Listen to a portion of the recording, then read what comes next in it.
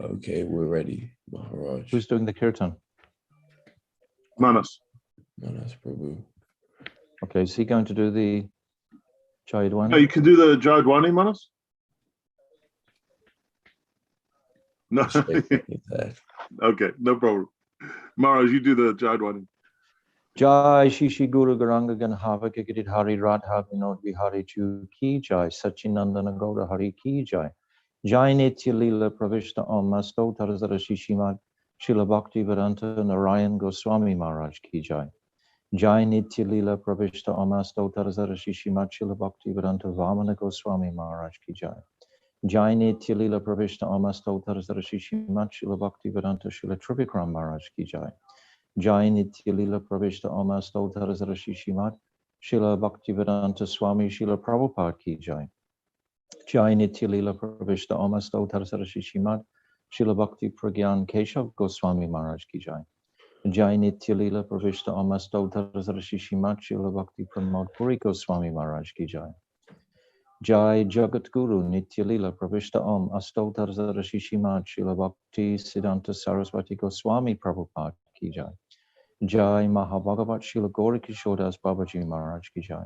Jai Saptama Goswami Srila Satchidananda Bhakti Vinod Thakur Ki Jai Jai Vaishnav Sarvabhauma Jagannath Das Babaji Maharaj Ki Jai Jai Srila Baladev Vidyabhushan Gaudiya Vedanta Acharya Ki Jai Jai Rasik Siramani Srila Vishnath Chakravarti Thakur Ki Jai Jai Narottam Srinivas Shyamalanda Prabhu Treya Ki Jai Jai Srila Krishna's Kaviraj Goswami Ki Jai Jai Shri Rup Sanatan Shri Bhata Raghunath, Shri Jiva Gopal, Bhakta Raghunath Sad Goswami Prabhu's Ki Jai, Jai Swarav Damodar Rai Ramananda Gaur Prasada Ki Jai, Namacharya Srila Haridas Thakur Ki Jai, Prem Sika Holsi Krishna Chaitanya Prabhu Nityananda, Shri Advaita Gadadhar Shivasadi Shri Gaura Bhakta Vrinda Ki Jai, Shri Shri Radha Krishna Gopinath Shama Kund Radha Kund Giri Govardhana Ki Jai, Vrindavan Dham Ki Jai, Navadvip Dham Ki Jai, Ganga Jamuna Ki Jai, Brihat Mridanga Ki Jai, Sankirtan Yagya Ki Jai, Nam Bhajan Ki Jai, Grandaraj Srimad Bhagavatam Ki Jai. Antadvip Mayapur Simantadvip Gautandvip Matadvip Koladvip Ritadvip Janadvip Motandvip Buddhadvip Atmaka Navadvip Dham Ki Jai. Baduravan, Bandiravan, Bailvan, Lohavan, Mahavan, Madhuvan, Talvan, Kamudvan, Bakulavan, Vrindavan, Kadyavan, Kamyavan, Vraja-mandala Ki Jai. Jai Vraja-mandala parikrama 2021 Ki Jai. Jai Srila Gurudev Centennial Ki Jai, Jai Vaishnavas Ki Jai, Anantakota Vaishnava Vrinda Ki Jai, Gold Premanandi, Hari Hari Bol.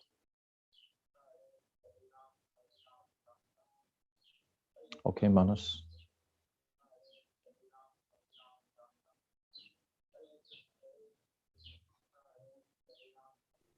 Hari Bol. Hari Bol. Dandavat Pranam Maharaj Ji. Dhanyavad. Dandavat Pranam to all Vaishnavas. Okay. So today I am going to sing this classical bhajan, Kaha Karu Vaikuntha Jaake.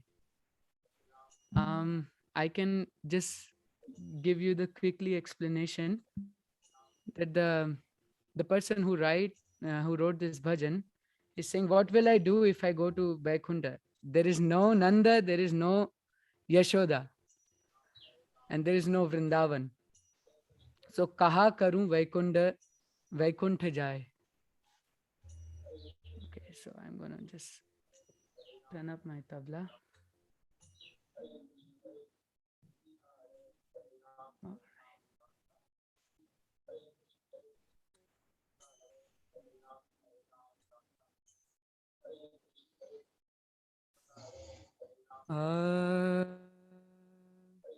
Can anyone hear me? Good? Is it the sound is good? Little down. No, it's How good. about now? It's good. Great? Okay. Yes.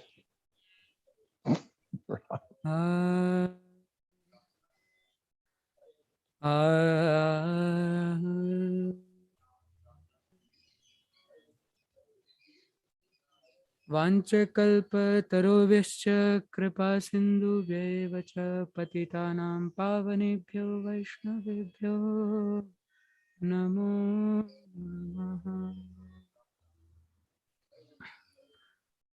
कहा करूं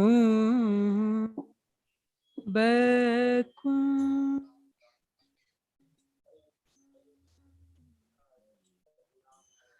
कहा करूं बैकुंठ ही जाए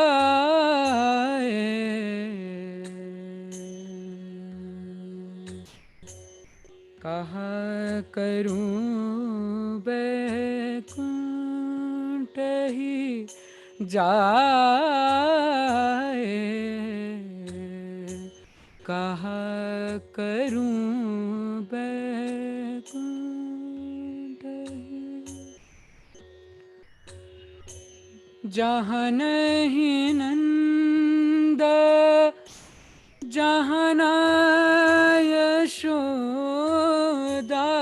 जहाँ नहीं नंद जहाँ न यशोदा जहाँ न गोपी ग्वालन गाया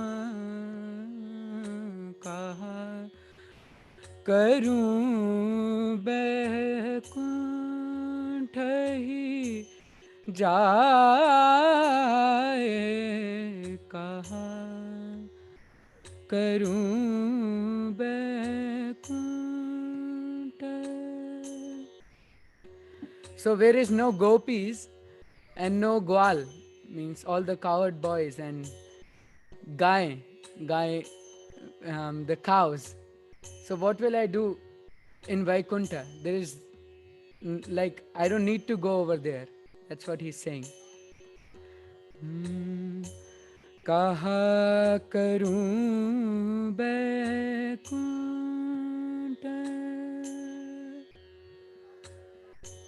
जहाँ नहीं जल यमुना को निर्मल जहाँ नहीं जल यमुना यमुना को निर्मल जहाँ नहीं जल यमुना को निर्मल और नहीं कदम्ब की छाए कहा करूं बैकुंठ जहाँ नहीं जल यमुना को निर्मल. The sweet water of Yamuna, the soft water of Yamuna is not there in Vaikuntha. What will I do? And there is no, the shelter of Kadamba tree. So what will I do in Vaikuntha? Jahan nahi jala Yamuna ko और नहीं कदम की छाए कहा करूं बैकुंठ ही जाए.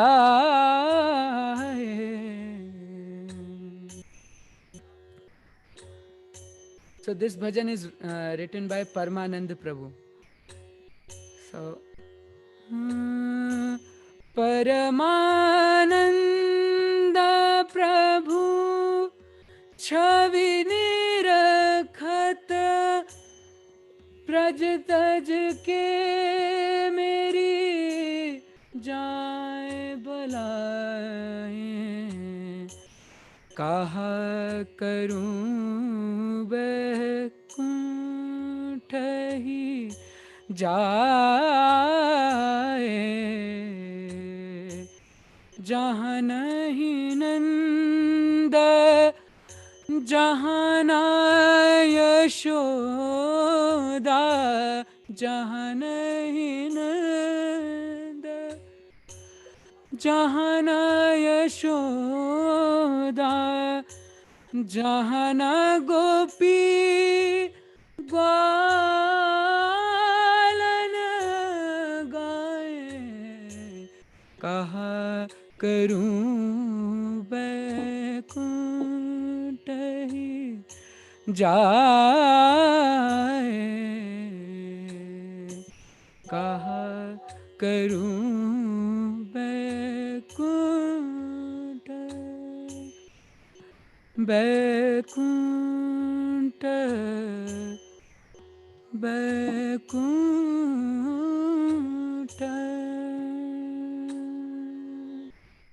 गौर प्रेमानंदे हरि हरि हरि बोल।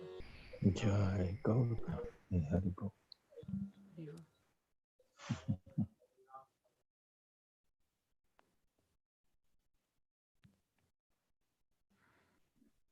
Thank you so much, Manas Prabhu. It was very beautiful. I missed your kirtan. Om Jnana Timarandasya Jnananjana Shalakaya Chakshurunmilitam Jena Tasmai Shri Gurave Namaha.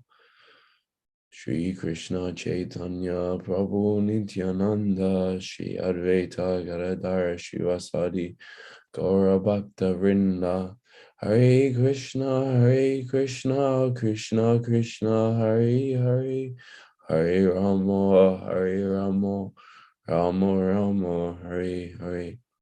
So before beginning today's wonderful, most auspicious parikram, I would like to offer my Dandavat pranams to the lotus feet of my dearmost Guru Dev, Srila Bhaktivedanta Bon Goswami Maharaj, to the lotus feet of my Param Guru Devs, Srila Bhaktivedanta Narayan Goswami Maharaj, and Srila Bhaktivedanta Vaman Goswami Maharaj, to the lotus feet of Srila Bhaktivedanta Swami Prabhupada, to the lotus feet of all our Rupa Nuga Gaudiya Guru Varg, to all Vaishnavas and Vaishnavis, and all present listening, offering my Dandavat pranams to you all. So today is a very auspicious day for our parikram. It's one of our last parikram days, and we've saved one of the most important places till last. So we're going on Varsana parikram. So we'll start off for 40 minutes or maybe slightly more with Pujapad Nemi Maharaj, who's going to take us round Varsana. So he's going to take us to Sankiri Khora, to Cikasauli, which is the home of Chitrasaki, and then he's going to take us around Gahvaravana parikrama, which includes Vilasa-gharha, Mana-garha, Dana-garha, and Mor-kuti. Then we'll go over to Pujapad Tridandi Maharaj, who will finish off Varsana parikrama, taking us to Sriji Temple, which is the temple on top of the hill in Varsana. Then it will take us, I think, a few kilometers away to Pili-pokhara. Then to Uchagaon, which is a home of Lalita Devi, where we take prasad. Then to Sakhigiri-parvata, where Lalita and Krishna got married. And then we finish on Suryakunda. But before that, we have another video. And then after that, we'll also be doing the map with Chidani Maharaj before Pujapad Nemi Maharaj starts. Okay, without further ado, I'm going to share today's video.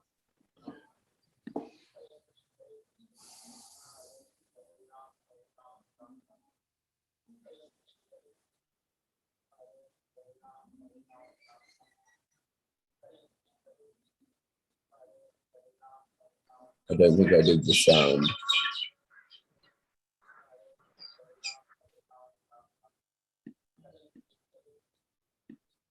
But to stop making that mistake.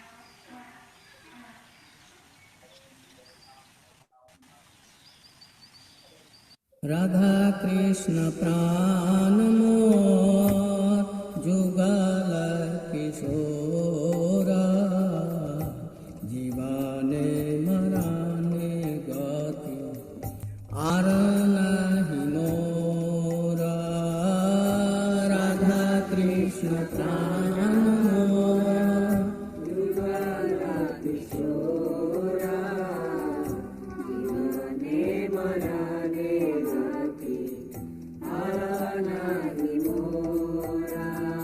Radha Krishna Pran Mor Jugala Kishora Jivane Marane Gati Arana Hinora Radha Krishna Pran Mor Jugala Kishora Jivane Marane Gati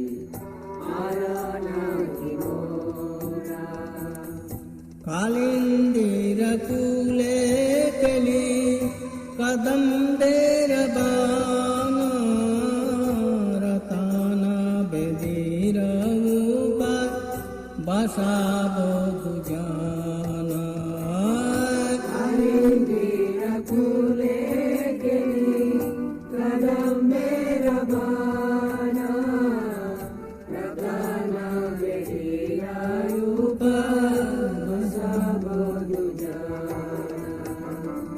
Shama Gauri Ange Diva Chandane Ragandha Chamara Dulaba Kabe Heriva Mukha Chandra Shama Gauri Ange Diva Chandane Ragandha Chamara Dulaba Kabe Shama Gauri Ange Dibachuva Chandane Ragandha Chamara Dhulaba Kabe Heriva Mukha Chandra Shama Gauri Ange Dibachuva Chandane Ragandha Chamara Dhulaba Kabe Heriva Gathiya mala tir mala dibo duhar gale adhare tuli badiba kapura tambule Gathiya mala tir mala dibo duhar gale adhare tuli adiba kapura Gathiya malati mala dibo duhar gale adhare tuliya dibo kathura tambule Gathiya malati mala dibo duhar gale adhare tuliya dibo kathura Lalita Visakha-yadi Jata Sakhi Vrinda Ajaya Karibe Charana Ravinda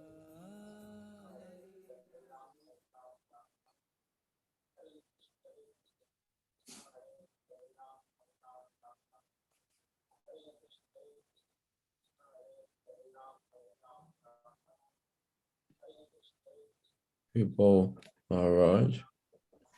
Yeah, you're going to show the map. Sure, your internet is a bit unstable. Is it? Yeah, Can you hear me? I can hear you, but it's a bit crackly. Well, let's try. Let's see.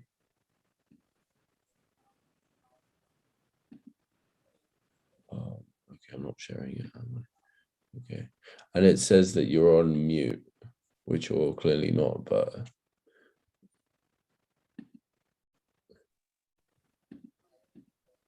strange. Can you see the map, Maharaj? Yes, yes, I can. Okay. Can you hear me? Yes, I can. Okay. So all glories to Sri Guru and Gauranga and all our Rupanuga Guru Vargya. So, but do you have the whole Vraja-mandala map first, please? Okay, I'm gonna have to find one I have because it was specifically sent to me for today. Okay. So bear with me for a second while I find.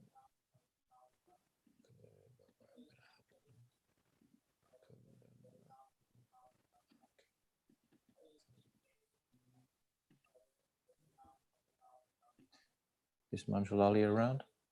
No, I've got it. I've got it. Okay. Okay, so all glories to Sri Guru and Gauranga. So if you open the map, and you can get an idea of where is Varsana. So we're going to drive on this inside road. This is almost like if you get the whole Braj-mandal in your mind, we're practically coming to the very center of the heart of Vrindavan, which is Varsana and Nandagaon and Javat. So we're just going to drive from our temple up this road to Varsana. So you can get the idea of its relationship with the rest of the forests of Vrindavan. So basically that's our quite brief journey. Probably it's about 22 kilometers from Govardhan to Varsana. So this is where we're going to be spending most of the day today, or most of the morning today. Shri Varsana Ki Jai. Well, first of all, we're going to go to Brishbanu Kund at the bottom, which it wasn't marked on our itinerary, but the parikrama always begins from Brishbanu Kund. And then our dear Bhaktivedanta Nemi Maharaj will take us up to Sankiri Khora. Jai, Vanchakal Putrupyascha, Kriva Sindhavevicha, Patitanam Pavnivyo Vaishnavi. Okay, Taranji. Okay, are we going to the next map? No, don't bother. Let's Okay. go to Nemi Maharaj now. Okay. Yeah. Okay, let me find you and unmute you, Maharaj. Okay, let's see.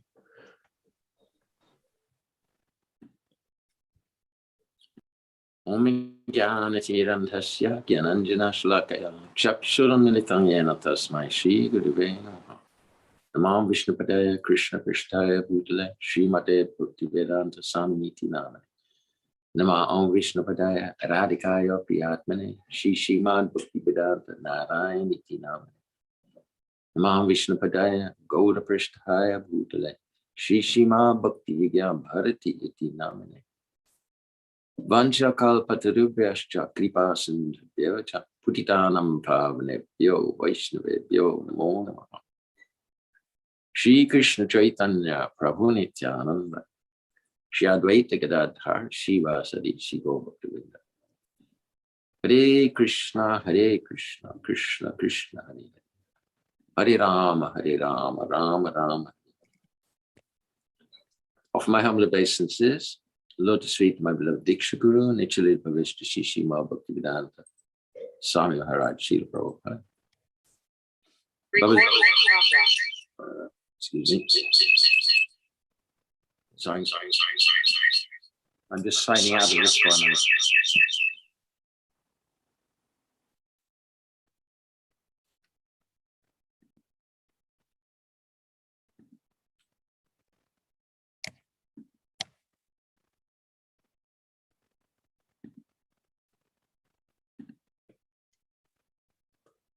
Okay, I think before Maharaj, I see you there, Maharaj. Before you start, do you want me to share the pictures? Yeah, do. Okay, okay.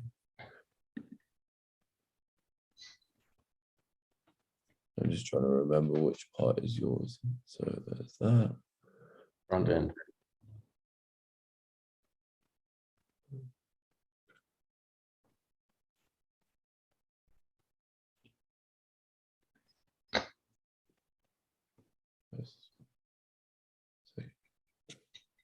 This is Sankiri Khora, between the two mountains. Place of tax, all sorts of funny pastimes. And that is Suryakunda, that's at the end. This is no, that's at the end, that's Sri Randi Maharaj. This is Sriji Mandir at the top. And that's Varsana from this really sweet picture with this lady with a clay pot on her head. It's so atmospheric of Braj, actually. That's our business. Our business is to get there where we're walking like this in Braj garb with clay pots on our heads. Yeah, next. That's Varsana on the top. And that's, this is Vrishbanu. Okay, that's it. Okay. I've also, will you let me share screen, please? Yes, let me do that. I'll make you a co-host so that you can do that. Wow, yummy. Means I can silence everybody. I can silence Tridandi Maharaj and then take over completely. Yes, correct. Share. So this is Vrishabhanu, beautiful place. And this is the beginning of our parikrama. We come here in the morning, early morning, coming in on the bus, jump off the bus, and there's buffalo tied up here. And this is from the far side of the Kund, of course. And in here is fascinating, like passages and stairs, and extraordinary place to explore. Then I just got 3 or 4 pictures. And this is another picture of Vishnu. Majestic, big Kund. And this is a very beautiful Kund. Now, this is going up the Varshana parikrama path, and this is in Gahvaravana. So Krishna Kund is Gurudev said this, the water here is liquid prem. It's a very beautiful place. And this is on the top of Mor-kuti. This is Radha and Krishna dancing like peacocks. We'll go into the pastime later on. And then this is Dana-garha, Mana-garha from Mor-kuti. Mor-kuti is pretty high, a lot of steep flight of stairs. And this is Mana-garha from the opposite side. And then this is a beautiful path up towards Sriji Mandir, which is at the top. Parikrama path up. And this is, Srila Gurudev sat here and he related the pastimes, Radha and Krishna meeting, especially Srila Jiva Goswami says that most of the pastimes here, Krishna is disguised as a girl. And they're tricky pastimes, very funny pastimes. Okay, that's it. Your screen sharing. How do I stop sharing? Stop sharing. Okay.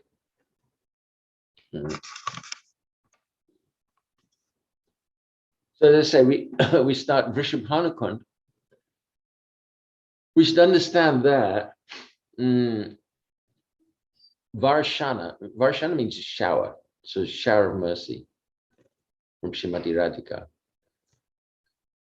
Brahmaji prayed previously, he prayed to Krishna that I want to see your beautiful pastimes.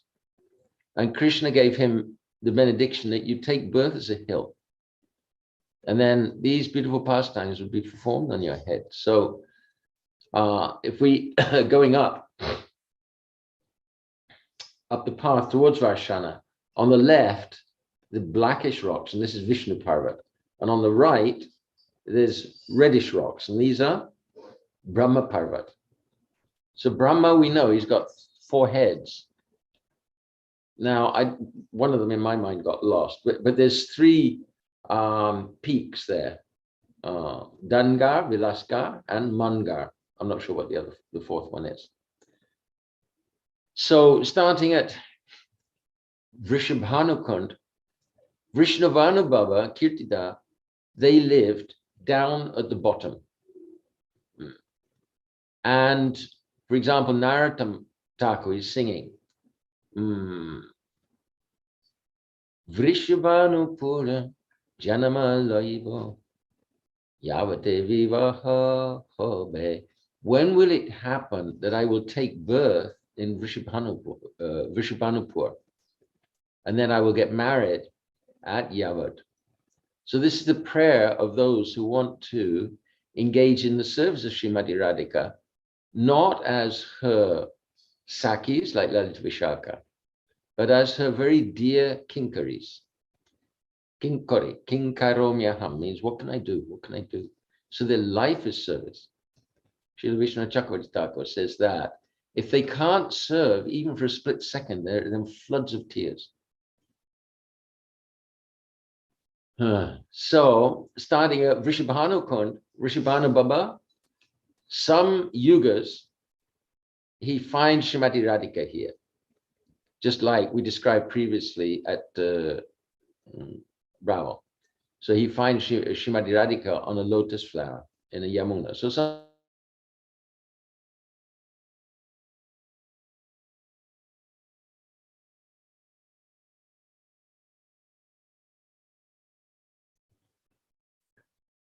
So collecting ourselves after that, then we go.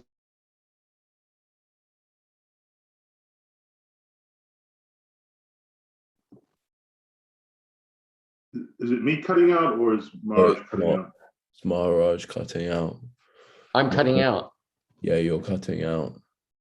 And you've got red bars by your name. What do you want? Okay, listen, I'll go back on the phone. Anyway, I wanted to be on the, just a minute, excuse the delay.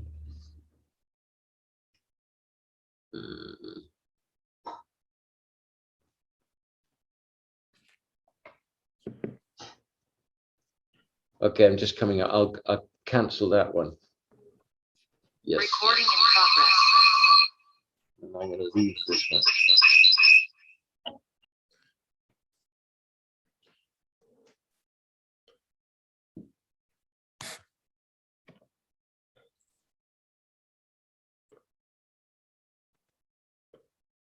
Yes, of course. I have to unmute you again.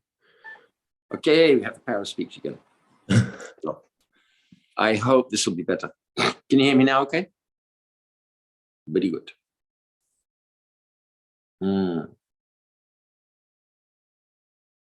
So from the village town of Varsana, we can see Sriji, a wonderful landmark. Sriji on the top, Sriji Mandir, the temple Sriji on the top, built by Sri Narayan, if I'm not mistaken, Narayan Bhatt. Somebody was a treasurer for the king, and he plundered the treasury and built this beautiful temple, which is a good set of priorities. Then walking up Varsana, walking up, so crossing over a road, and suddenly, woof, we're in the country. And it's just totally different atmosphere. There's mud huts decorated with cow dung patties, buffalo grazing, pigs running here and there. And up on top of the hill, we can see the Jaipur Mandir, very beautiful Mandir, temple. And then a little further to the right is the Sriji Mandir. But our path is going off to the left somewhat, and we're coming up here with Kirtan. It's a nicely paved path, coming up, and at last we come to like junction between Vishnu Pyramid and Brahma Pyramid. This is Sankiri Khora. And this is a beautiful area for Radha Krishna pastimes. And it's a beautiful area also for Srila Gurudev pastimes.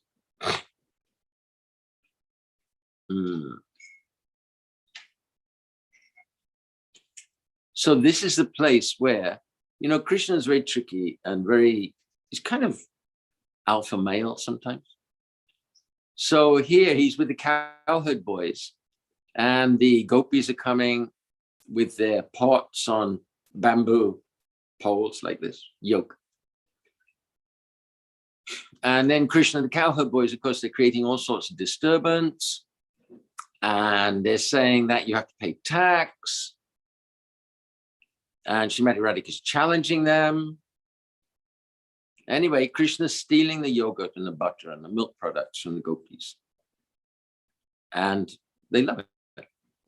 But at the same time, they think, okay, we're going to get one back. So they set up a sting operation.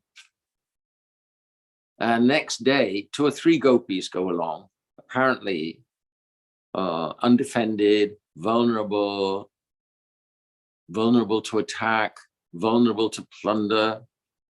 But what is not known is that there's thousands of gopis hidden in the caves and the kunjas and up there, waiting for a call.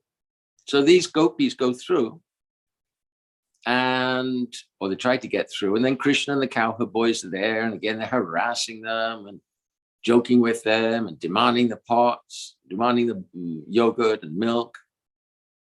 And then the girls call, and then these thousands and thousands of gopis surround Krishna and his cowherd boyfriends.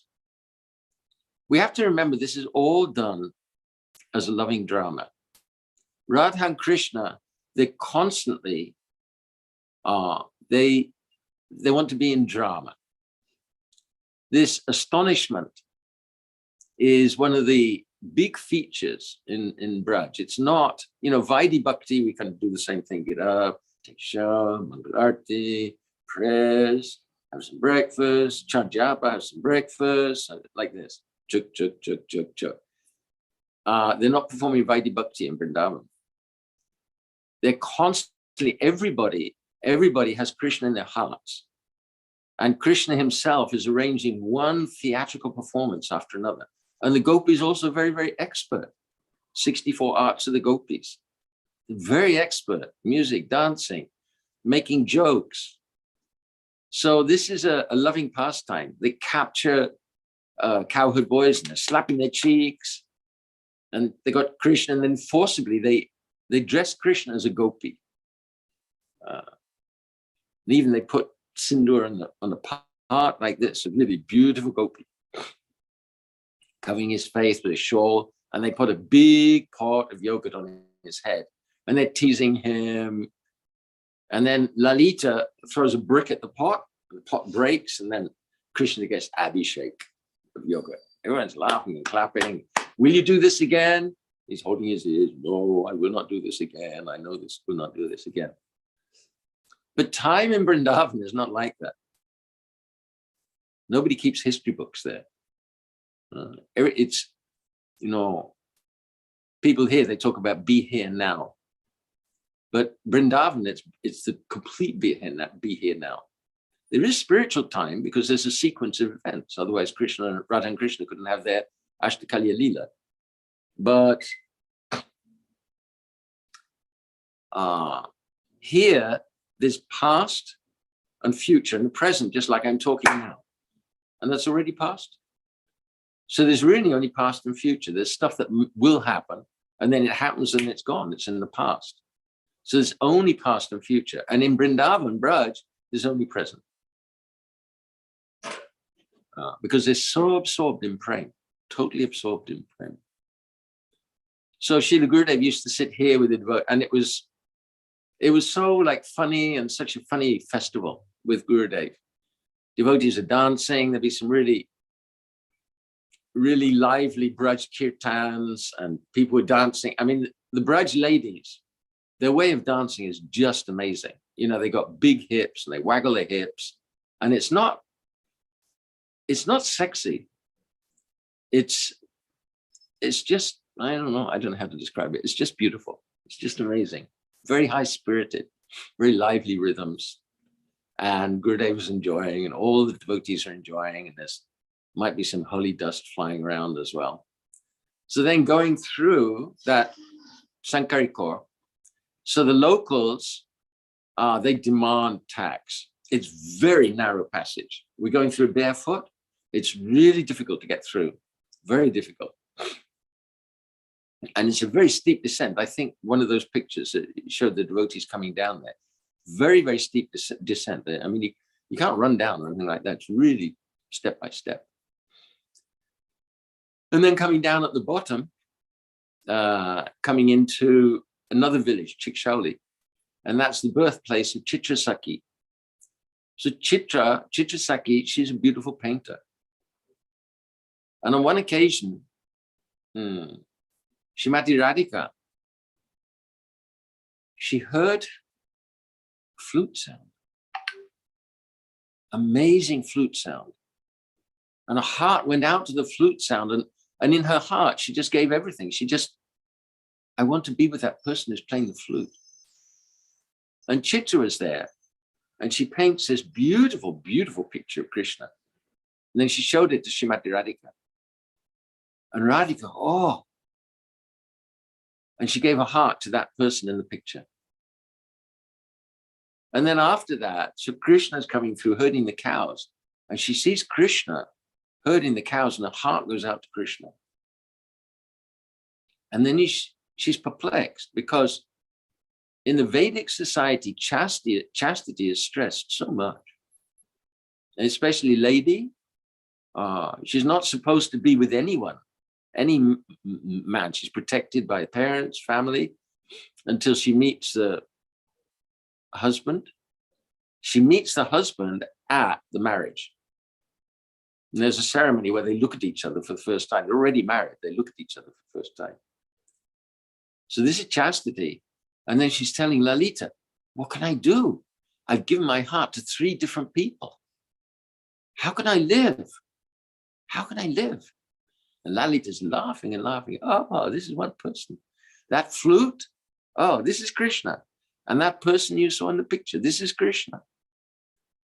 And that person you saw, a young, charming young fellow herding the cows, is also Krishna. So this Cikasauli, and I'm just remembering Srila Gurudev, somehow or other he'd gotten hold of, some local, they make really, really tough roti there. I mean, it's fairly coarse flour, meal, and then make these thick rotis. Very nice, very good.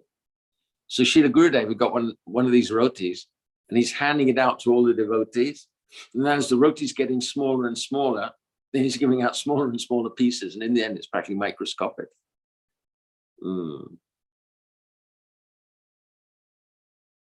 So wonderful receiving something like that from Srila Gurudev.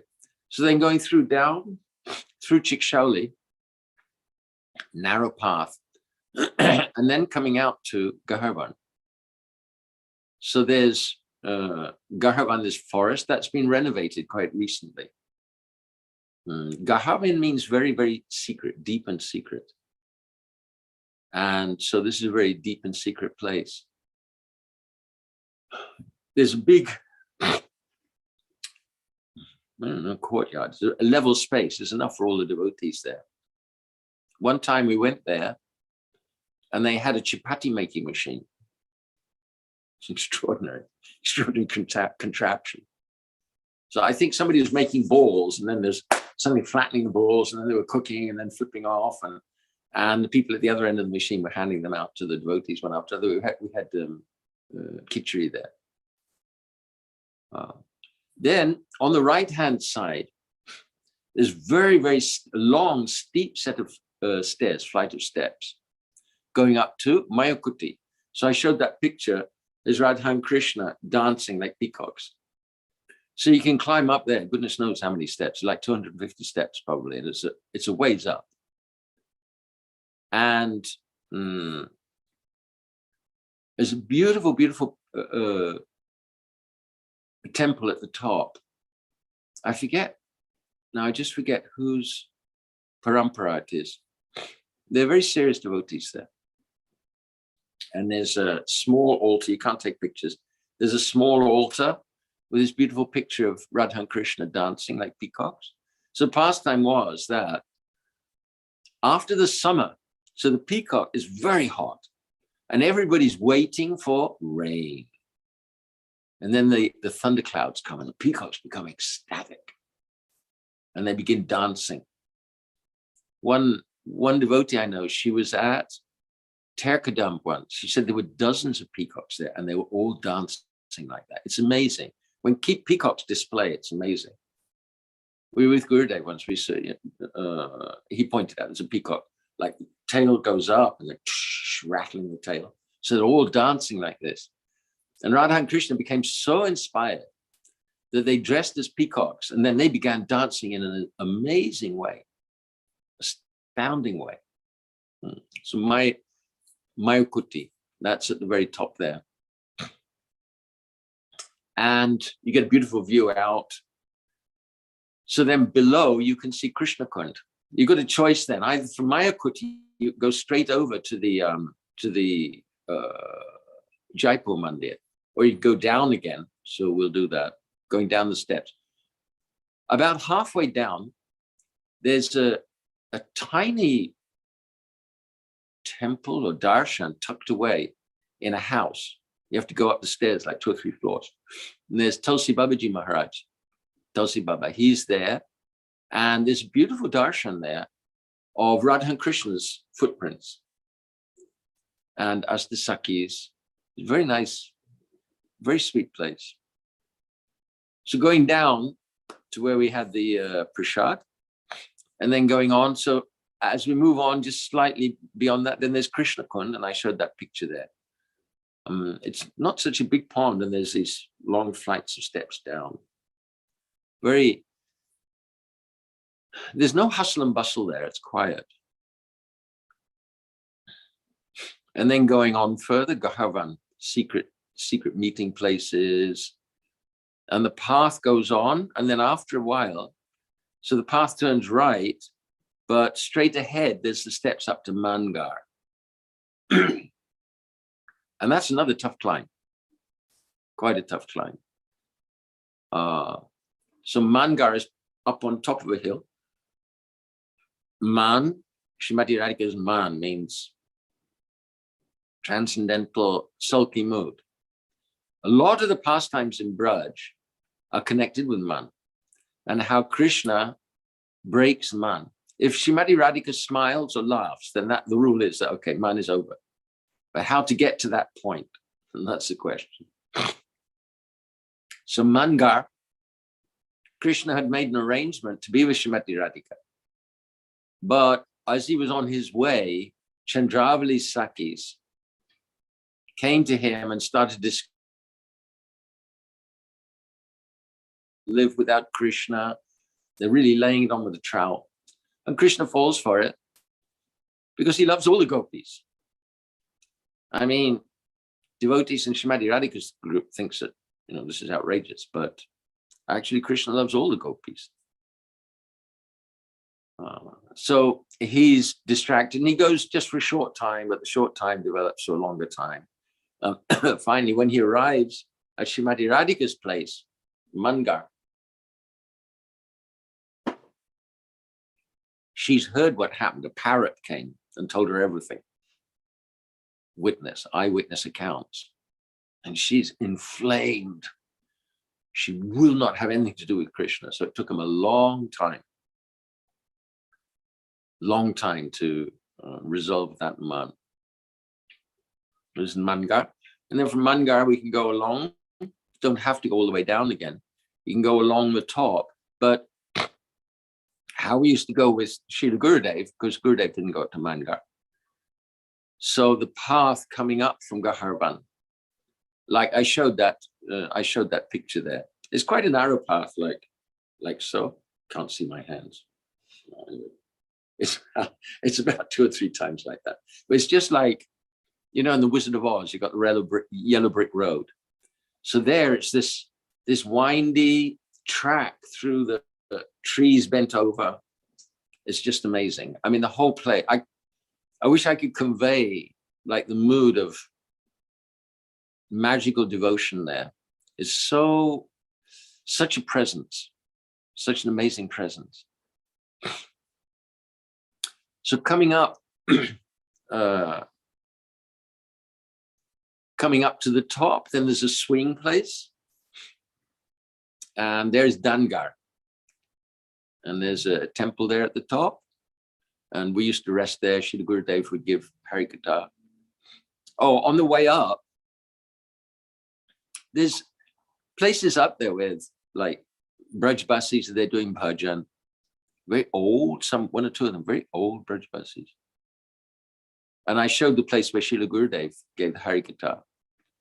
So Jiva Goswami says that the pastimes up there, they're mostly where Krishna disguises himself as a girl. Different. It may be a manicurist, maybe a barber, maybe a garland maker, maybe a singer. So one pastime that Srila Gurudev enjoyed relating, Krishna, Srimati Radhika is in man. Krishna's been naughty, as usual. So Srimati Radhika is in man, and Krishna's trying to get to meet her. So in the end, Vishaka or someone comes and suggests that, oh, you can disguise yourself as a lady. So he disguises himself as a lady. So one thing, the gopis, they have beautiful breasts. So Krishna puts kadamba flowers inside his blouse, falsies. So kadamba, a Braj kadamba flower, it's like this, very aromatic. It's amazing, astounding flower, simply amazing. They only grow in Braj. One time my Guru Maharaj was in Jhansi, which is a long way away from Braj, no kadamba trees there. And then one day he had the one disciple there, heard Srila Prabhupada dancing and playing mridanga, went on for a long time. And he went in to see what was happening. And Srila Prabhupada was in ecstasy, and he was wearing a garland of kadamba flowers. So he must have met someone. So anyway, Krishna puts kadamba flowers in his blouse, and then he goes on, very, very charming gopi. And Vishaka introduces her, and Radha says, oh, with a lot of respect, you can sing? Oh, yes, I can sing a little. Oh, you can play veena? Oh, yes, I can play veena a little. And then singing and playing very beautifully. Radha is so happy. Almost forgets her man. And then somehow or other, they touch, and by the touch, oh, this is my Shyam Sundar. And then she eyes Lalita. And Lalita goes, yeah, Shyam Sundar. They have to work out some trick. So Srimati Radhika says, oh, I'm so pleased with you. I would like to give you a bracelet or some ornament, but it's too little. I want to give you a whole set of very, very beautiful clothes. And the gopi says, okay, I'll take them back home with me. No. You should change now. If you don't mind, I think I'll just take them back. No. We're all ladies. Don't be shy. We're all ladies here. No reason to be shy. And then they forcibly undress this gopi. And when they undo her blouse, so out of the blouse, these kadamba flowers drop. And then the gopi is just cracking up with laughter. And Krishna's also laughing. So that was one pastime that Srila Gurudev recounted. Practically speaking, it was the only time that I heard him describing how Radha and Krishna are together and they're touching. Some people say that, Narayan Maharaj, he's describing very intimate pastime. He's not. He's describing intimate moods, but he's not describing intimate pastimes. I remember one time some of his disciples are giving somewhat racy Harikatha. And in the evening, Gurudev had spies actually checking out, what kind of Harikatha the sannyasis were giving. So in the evening, he said, don't make Radha and Krishna naked.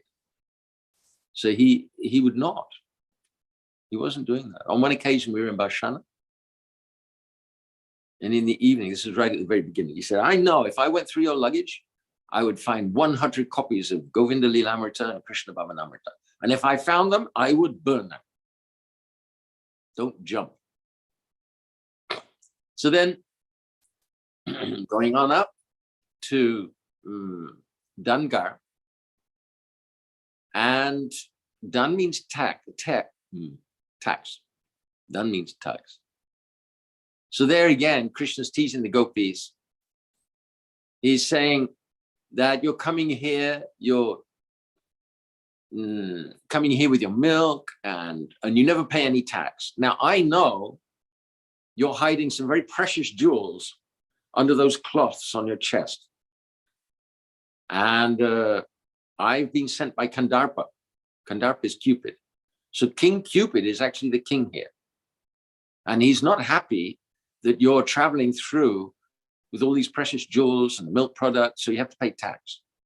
And especially these jewels that you're keeping under your cloth, definitely you will have to pay some tax there. And then Krishna says, on behalf of, I will have to take you one after another. I will have to take you to King Cupid, and you will have to submit to King Cupid. So then Krishna takes Radha, and they're sitting in a kunj together, and there's beautiful pastimes, and everyone's laughing. And there's like this in Braj. And then moving along, there's the Jaipur Mandir, made by one of the kings of Jaipur, very beautiful temple. And then going on further to Sriji Mandir. So Sriji Mandir is a beautiful place it's really a focus, all sorts of things going on there. One thing there is there's beautiful wall paintings, amazing wall paintings. And there's one particular, there's Radha and Krishna sitting together. This is Kapur Seva, not Kapur, Tambul Seva. There's Radha and Krishna sitting together. They've each got tambul in their hands, and they're feeding each other. And then by their sides, there's a Saki or Manjari dressed like in a peacock dress, and she's got the bowl of tambul. So this is beautiful. There's so many beautiful pictures there on the walls. And deities there, so many people there, singing prayers, bhajans, getting Mahaprasadam, and the pandas going from one to another, hitting everybody up for donations. It's an amazing scene. And at this point, I will hand over to our Vraja-mandala parikrama Panda, Shri Chidandi Maharaj. Hare Krishna. Vanchakalpatarubhasya kripa sindhuvavata. Putitanam pavanebhyo vaishnavebhyo namo namaha.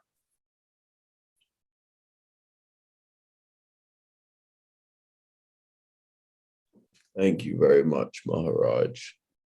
I just had one question. I feel like I remember hearing about these pastimes where Krishna demanded tax from the gopis earlier this month. Is there more than one place where this occurs? What do you think? Yes. Very okay. The pastime at Sankiri Khora is just almost the same. I mean, it's the same basically as the pastime at Dungati at Govardhan. Got a narrow place there, and different conversation. In Dungati, Krishna's saying to Radharani, oh, you're a thief. You've stolen the beauty. I mean, he's relating where she's stolen her beauty from different places. So the conversations are different, but the basic format is the same. I bet the tax rate changes, though. Huh? I bet the tax rate changes. It will never be the same in Braj. You're the economist amongst us. You can set the rates. No, in Braj, it will just change. It will just change spontaneously all the time. Depending on how much they want to, depending upon mood.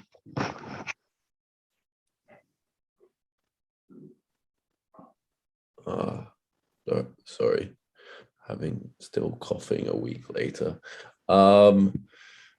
Yes, thank you so much, Maharaj.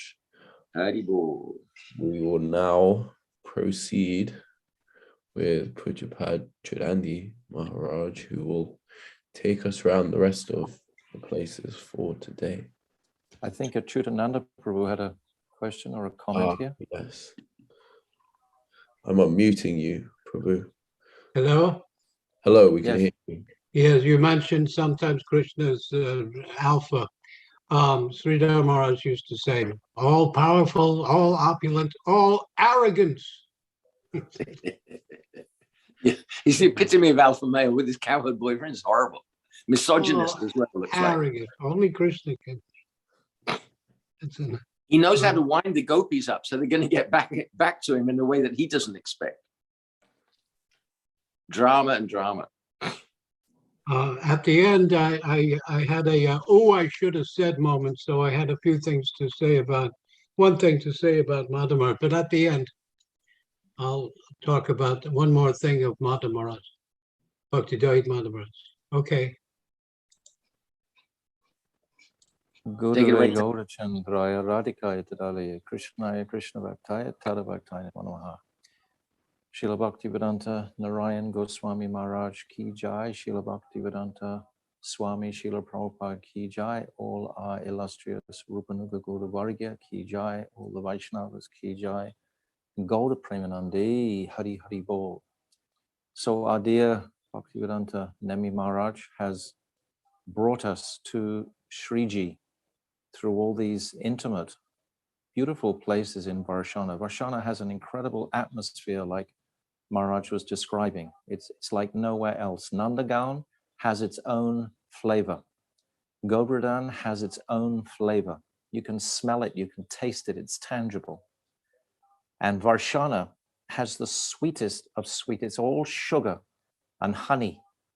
It's all just absolutely, and even the people, the personalities in these townships, like in Nanda-garha, for example, they're a little more rugged.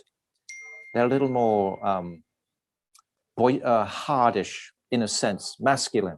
Definitely, 100%, that their nature is more. I lived for many months in Nanda-garha. But Varsana is entirely feminine, from top to bottom, the moods of just the people in the streets, etc. And the whole atmosphere lends itself to remembrance of Sri Radhika. Because when she's in Varsana, of course, she's with Brishbanu Maharaj and Kirtidan. It's very different to Javat, where we'll go tomorrow. Tomorrow in Javat, where she's with Jatila, Abhimanyu, etc. It's a whole nother, practically another Sri Radha. But in Varsana, in her home, she's the queen of Varsana. So we've come through Gahvaravana, we've come through the different hills or the heads of Lord Brahma, and we've come to Sriji.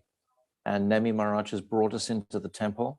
He's described the beautiful paintings. If you look up the ceiling on the roof, they're just astonishing in front of the altar mandap. It's really remarkable. And the Sriji whole temple itself is facilitated for thousands and thousands of devotees to gather, which they do all the year round, especially when in the month of Holi, in March, April, then they celebrate really vigorously there. But Sriji principally is the place of worship of Sri Radhika. That's why it's called Sriji. It's where we worship. We think of Radha as the queen, as the controller of Sri Krishna. Her place of residence is just down the bottom of the hill, where we'll go in a minute. But this temple is where we come basically to worship Sri Radha.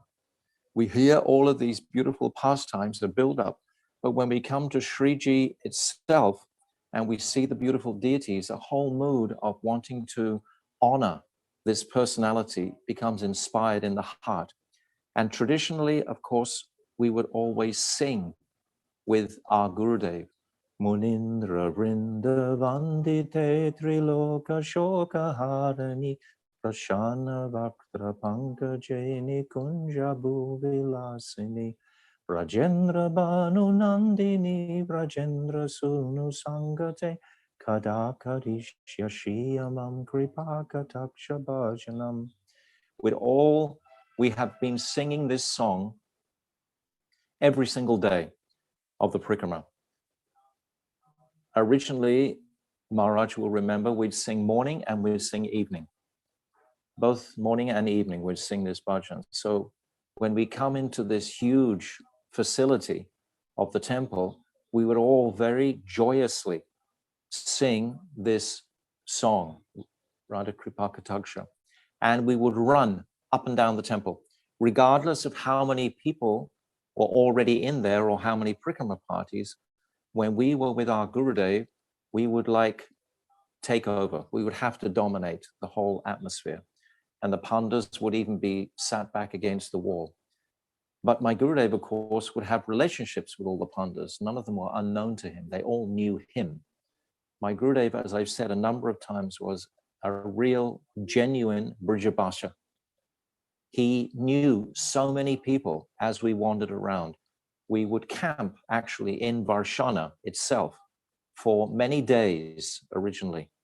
And we would put up a huge tent, and many of the local pandas, they would always come and honor Srila Gurudev. And I'll tell you a little bit more of that when we get to Uchagaon, because there's a very special occasion that took place there with those pandas. So I can see Nemi Maharaj is laughing. Yes, remembering those things. So we would all have a real saturation of Varsana for practically a week. Srila Trivikram Maharaj would often be with us and handing out his medicines, etc. So, but in this temple, we remember and we worship Sri Radha. So how can we worship Sri Radha without remembering Sachinandan Gaurahari? It is Sachinandan Gaurahari who is giving us Sri Radha. Sri Radhaya Pranaya Mahima. What are the glories of Sri Radhika? It's the glories of Sri Radhika that we want to remember when we come here. So in principle, to describe the glories, these are described in Adi Lila chapter 4 by Srila Krishnadas Kaviraj. He gives 7 listings of the principle. Of course, her glories are unlimited, but we understand that Krishna is the supreme controller. So Ham Sarvasya Prabhavo Matahar Sarvam Parvartante. He's the controller of everything, and yet Radhika controls Krishna. So in Sriji Mandir, we remember the prominence and glory of Sri Radhika controlling Krishna. And it's saying that Radhika's strength has the power to physically control Krishna completely. And it's described that Radhika is the teacher and Krishna is the dancing pupil. And she has her stick of man to make sure that Krishna dances to the right tune. So we heard the beautiful pastime just now in Sankiri Khora. The gopis won't tolerate for too long Krishna's bullying or trying to take advantage of young girls. They have their strength also, and Sri Radhika is incredibly potent and powerful to such a degree where Krishna is defeated by her constantly. So, and it's described that Krishnadas Kaviraj describes that the pleasure that Sri Radhika experiences in their relationship is 10 million times greater than that of Krishna. So Srila Krishnadas Kaviraj, again, in that Adi Lila chapter 4, he describes this very clearly and prominently. The devotees have to think about this closely, because here we get the picture of the Ashraya and the Vishaya. Why is Krishna coming as Chaitanya Mahaprabhu? He's coming to taste himself, because tasting himself is the higher experience. So he comes as the taster, the Ashraya. He comes with a mood of Radhika tasting Krishna. We've often give the analogy that Krishna is like the sugar. Everyone is tasting the sugar, falling down joyously. But what about the sugar, where it's its taste? So the sugar desires to experience that Madanakya Mahabhav, that Sri Radhika experiences exclusively. So this is described as 10 million times greater pleasures. So Krishna, he appreciates that. And Radhika is honored for this. Radhika is the queen of Vrindavan. And when we're here in Sriji Mandir, this is when we really remember this deeply, that she is in charge. She is the controller. Krishnadas Kaviraj, he also says that Krishna is saying that he is an abode of contradiction. And yet Sri Radhika, she matches him in his contradictory moods. Krishna can't get away with anything, in a sense. Sri Radhika is able to, because of her love for him. Krishna is Bahushaka. His focus is many-branched. He has to give his affection to Mother Yashoda, Nanda Baba, the cows, the calves, the sakas, everyone in Braj, the trees, the peacocks we were just hearing. All of these, Krishna fully gives his affection to. But Sri Radhika, principally her only focus is Krishna. So her bhav, her mood, is so much more powerful than Krishna's for her affection towards Krishna. And Krishnadas Kaviraj is describing that Radhika's mood is all-pervading. As I've just described, when we're in Varsana, her whole sweetness is like honey, is like the sweet fragrance of these kadamba flowers we were just hearing about, the sweet fragrance of the malati flowers, the baili, the kidamba, all of these incredibly scented flowers that are produced in Braj. Today they are there. You can smell the, and it's such an atmosphere of sweetness that is soaking all of the hills of Varsana. So this is a reflection of Sri Radhika.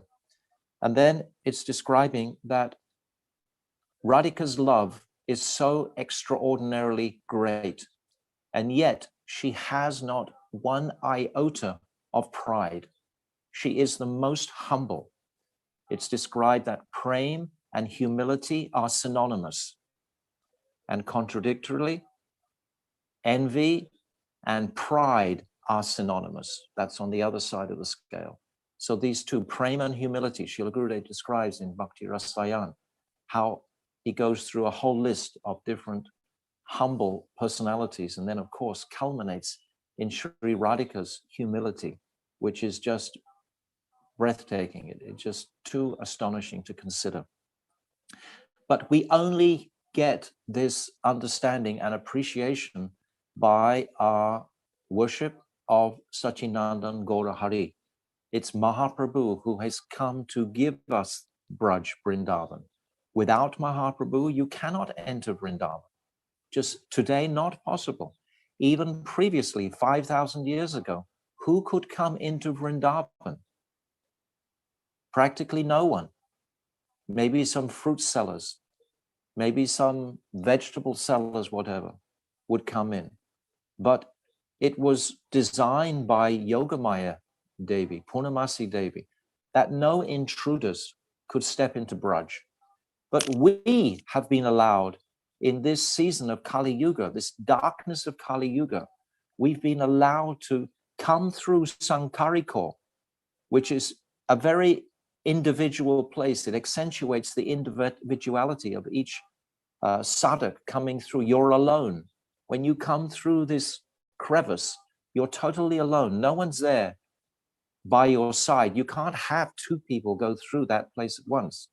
You are singularly alone coming into this extremely confidential place. How are we allowed to go there? And going consciously or virtually like we're doing now is also very exceptional, that we're allowed entrance into here by the mercy of Sachinandan Gaura Hari. So Sachinandan Gaura Hari is carrying us to Sriji itself, to worship Sri Radhika and to remember her glories. She's even called the highest heroine is Swadina Bhartika, this heroine that controls Krishna. This is the terminology of the different heroines, Proshita Bhartika, etc. There are 8 different heroines. So this Swadina Bhartika is the highest heroine that will control Krishna in all circumstances. Even they have a wrestling match, we remember, in Bandirvan. And Radhika, just one glance, and Krishna is defeated. So this mood in Sriji is very wonderful and very sacred. And we remember Sri Radhika in a mood of worship. And this is the mood that Mahaprabhu himself wanted to taste. This Mahima. What are the glories of Radha? Mahaprabhu is manifested to taste these 3 desires. His Madhurima, Abhuta Madhurima, his beautiful own qualities, and the love that Sri Radhika has for him, which is greater than the love that he has for her. So we remember this aspect, because Mahaprabhu has made it accessible for us. Without Mahaprabhu in the equation, everything becomes a little shaky, like dear Bhaktivedanta Nemi Maharaj was just describing, that these intimate descriptions are not recommended at all, because they can send us off on a tangent in our conditioned states. But if we hold closely to the lotus feet of Sachinandan Gaurahari, then we have the passport, so to speak. We have the ability to reconcile everything. Everything makes sense, and we can feel comfortable. We can feel at home in Varsana today. If we didn't have Mahaprabhu, you would not feel at home here. You would feel it was just too esoteric. It was carrying you too far across. So we remember Sri Radhika by the teachings of Sachinandan Gaurahari here in Sriji. And as we began to describe, it's just such a beautiful temple. Every year it seems to have new improvements, because millions of people go there throughout the year. A whole roof is a sliding roof for different seasons, massive roof, and just absolutely beautiful. But now we don't have luxury of unlimited time. We're going to come down the hill, and we're going to come to the actual homestead, so to speak, of Sri Radhika, Brishbanu Maharaj and Kirtidar and Sridham. They're on an altar at the very bottom, at the foot of the steep steps that come down from the other side. So we've come from Brishbanu Kund, and we've come all the way through Gahvaravana. We've come through the different Ghars, and we've come to Sriji, and now we're descending on the other side of the mountain, so to speak, of Varsana. And we come to their home, and we take darshan there of Kirtidar, of Brishbanu Maharaj. The name Brishbanu, it means son. So Brishbanu, his brother is Ratnabanu, and his what are the other names? There's Ratnabanu and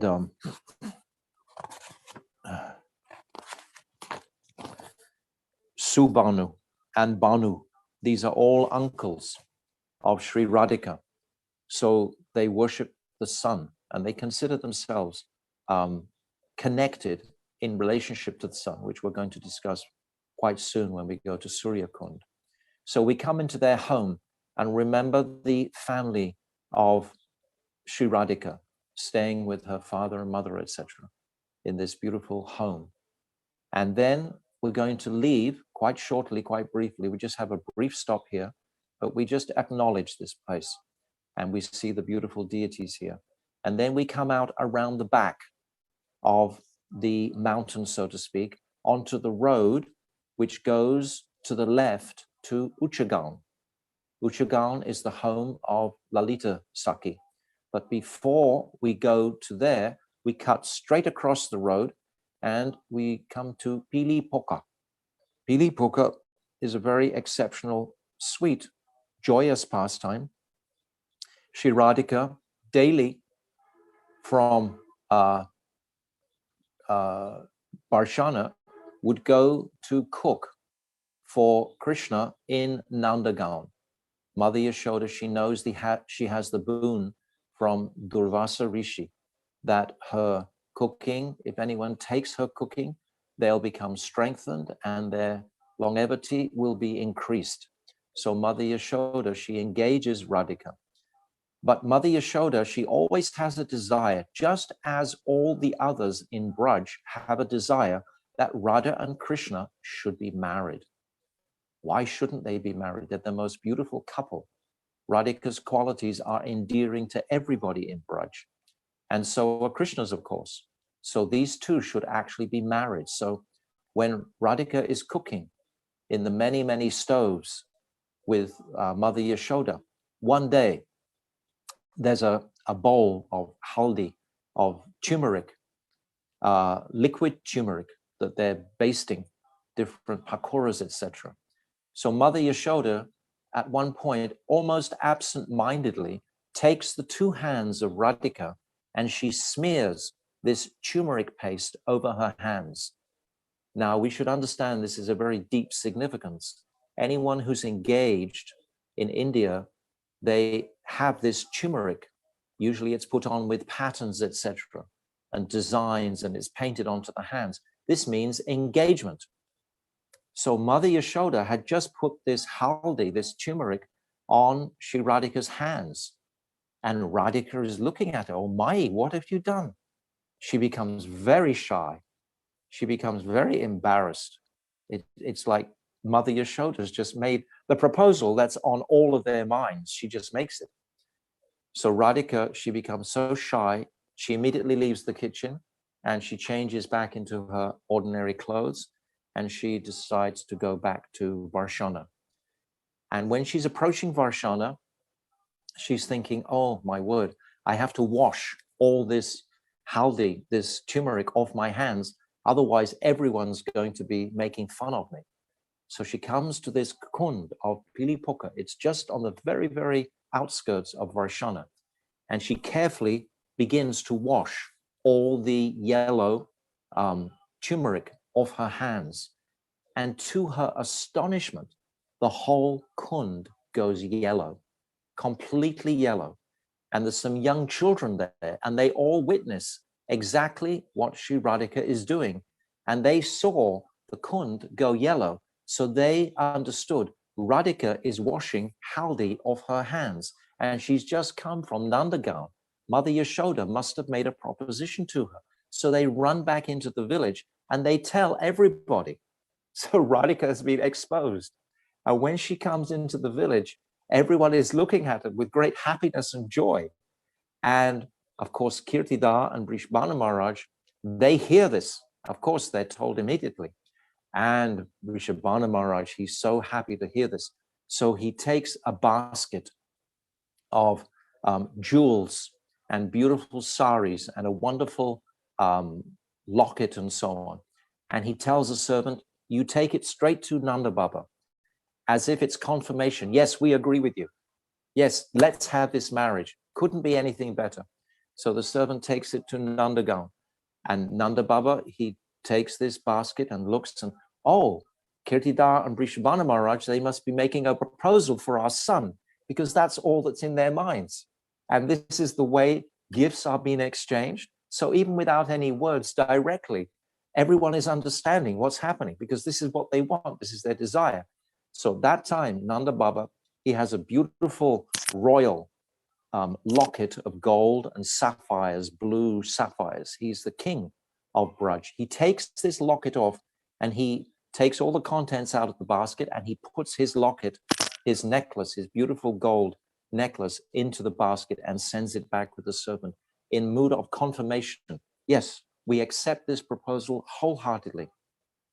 So when this arrives back in Varsana, of course, everyone becomes ecstatic. Yes, it's been confirmed. Gifts have been exchanged. Radhika's had the haldi on her hands. Yes, it must be. So all of Varsana are happily so inspired and talking about this. And then what happens? Purnamasi Devi, she comes into the village. Yogamaya, she comes into the village. Oh, why is everyone so joyous today? What's happened? Don't you know? Don't you know? Radha and Krishna, they've been engaged to be married. And Purnamasi, she said, oh, this is wonderful. This is the most wonderful thing I've ever heard. But first, let's check their astrology chart. So she sits down in the dust, she clears some dust, and she begins to draw the different houses.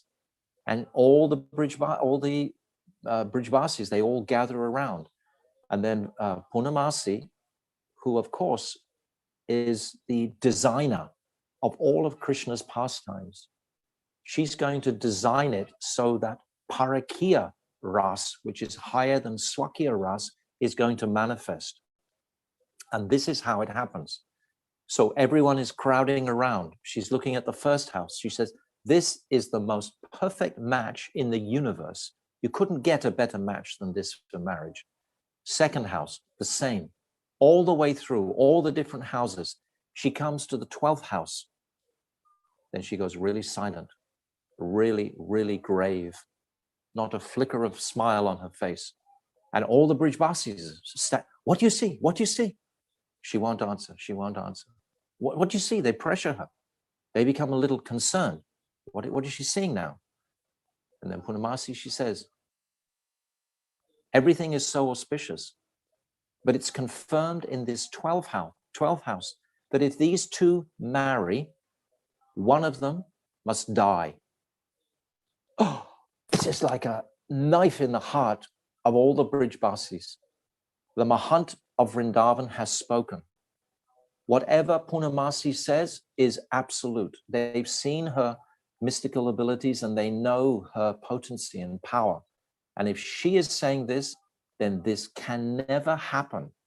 Radha and Krishna can never marry because one of them will die and they all become mortified. And then a few weeks later, Purnamasi indicates, oh, Krishna, Radhika, she should marry Abhimanyu. Who's Abhimanyu? Oh, the son of Jatila. Jatila? That person who's always complaining, always got a problem, just always criticizing that our Radha should marry the son of Jatila? So this is how the marriage of Krishna, of Radha and Abhimanyu come about. But this is how Yogamaya orchestrates that only Parakiya Ras will manifest in Braj. So this is the pastime that takes place here at Pili-pokhara. So we're standing here at this place of Pili-pokhara. It's most auspicious for us to take Archaman here and even bathe at this place. Yes, we have a picture. Oh, but there's an actual picture somewhere of Pili-pokhara. Yes, this is nice. Yes, you see Radhika, she's washing the yellow from her hands. Okay, so now from this place, we're going to walk. No, that's not Pili-pokhara. That's Sriji. We've just come from there. Sankiri Khora.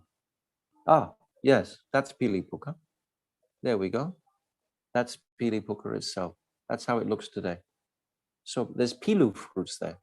Many pilu fruits on the trees in remembrance of this pastime. And they're also a yellowish fruit. It's a very, very beautiful place. But this is the joyful pastime that takes place here. But it's actually ultimately, it's a most wonderful revelation that takes place because of this pastime. But now we're going to come back to the main road and we're going to go to the right and we're going to walk along about 1.5 to 2 kilometers. And we're going to come to the place of Uchagaon. And as we approach it, we see there's a hill in Uchagaon and there's a beautiful white colored temple on the hill. And this is the place where Sri Lalita Devi is worshipped. So we're going to come here, offer our Dandavat pranams, and remember Sri Lalitasaki and all of her glories. She was not born here. She's born quite close by, but she moved here afterwards with her parents, and then she stays here to be very close to Radhika all the way through all her pastimes here in Varsana. And we come in and we take darshan, beautiful painting of Lalitasaki, and we remember all of her glories. Radha Mukunda Padapankrama Samya Vindu Nirvanshano Pakasapasa. Radha Mukunda Padapadma Karma Bindu Sir Manshano Pakarani Kritadeha Laksham Utunga Suridam Vashesha Vashat Pragalbam Devim Gunai Sulalitam Lalitam Namami.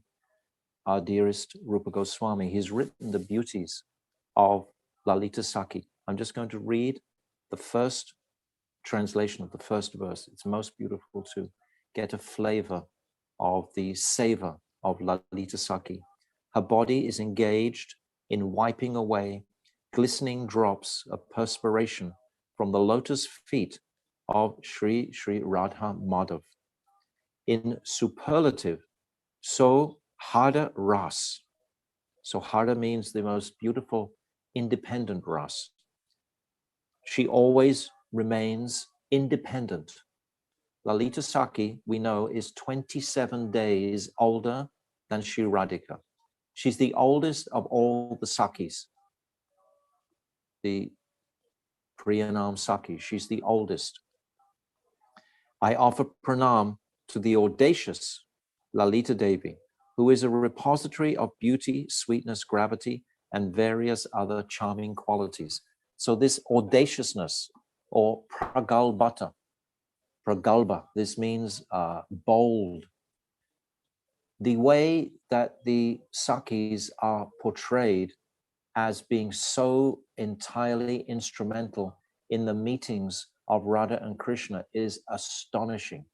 Without the savor of the Sakis, Vishaka, Chitra, Champakalata, Sudevi, Rangadevi, all of these personalities, plus so many others who contribute to manifesting the meeting between Radha and Krishna, because I think it was the Anemi Maharaj was describing the other day, that there are so many internal churnings between Radha and Krishna, which are of such a sensitive nature that to actually bring the couple together peacefully, where they can meet without their inflamed bhavs just taking over their consciousnesses, is a very difficult, tricky thing. And as the Anemi Maharaj was just explaining, all the gopis, they have these 64 arts to the highest, to the topmost.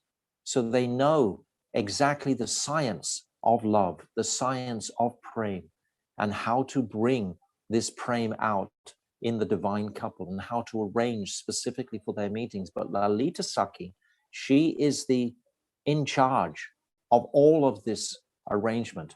And she has this bold nature where she's able to contradict Krishna at any time she wants to. And she can also contradict Sri Radhika at any time she wants to, just to orchestrate the sweetness and speciality of their possible meeting together. So Lalita Devi, she has this special, exceptional qualities.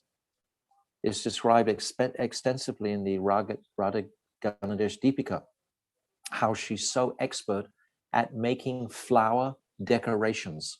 She makes the most beautiful crowns, the most beautiful earrings, the most beautiful armlets, etc.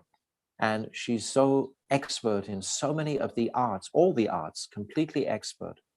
So in this place, we hear extensively the glories of Lalitasaki. And I just see if I have anything else to. Yes. So Lalitasaki, she's described as Apekshika Adhika. Radhika is, she is Atyantika Adhika.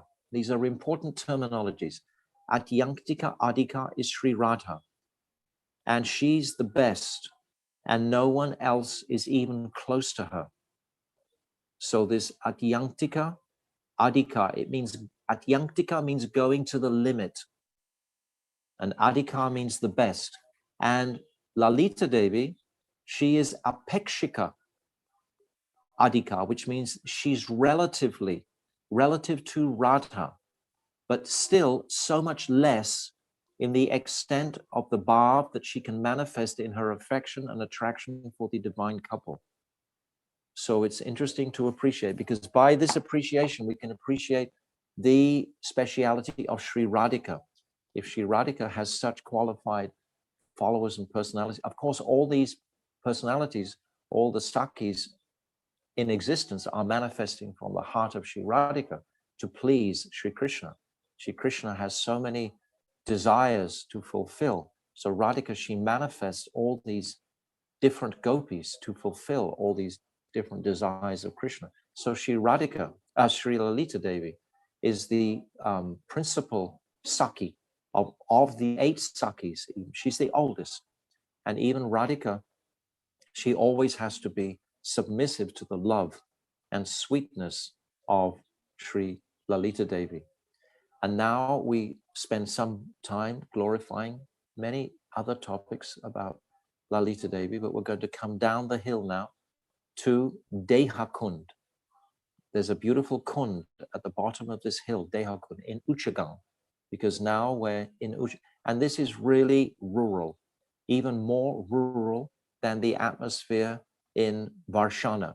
There's only buffaloes here and cows. And there's one very beautiful kund at the bottom, Deha Kund.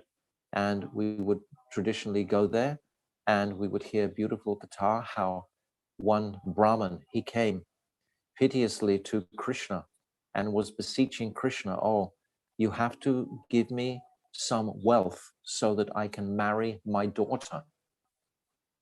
And I want to get my daughter married, but I have nothing to pay the dowry.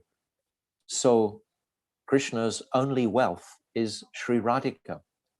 So he tells the Brahman this, he says, actually, the only wealth I have is this beautiful Kishori. So the Brahman becomes a little bit bewildered, you know.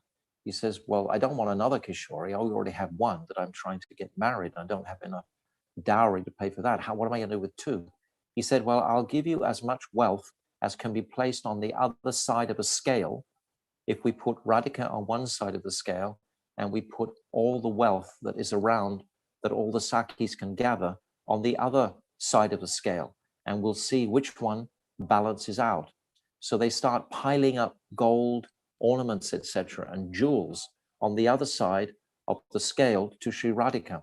And nothing can even move the scale down to balance Radhika.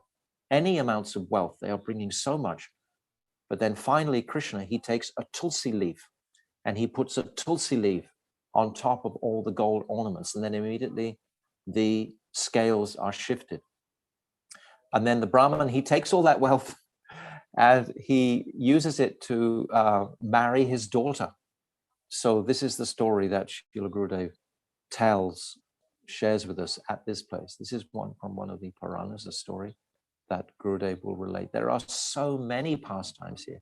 It's just abounding in pastimes.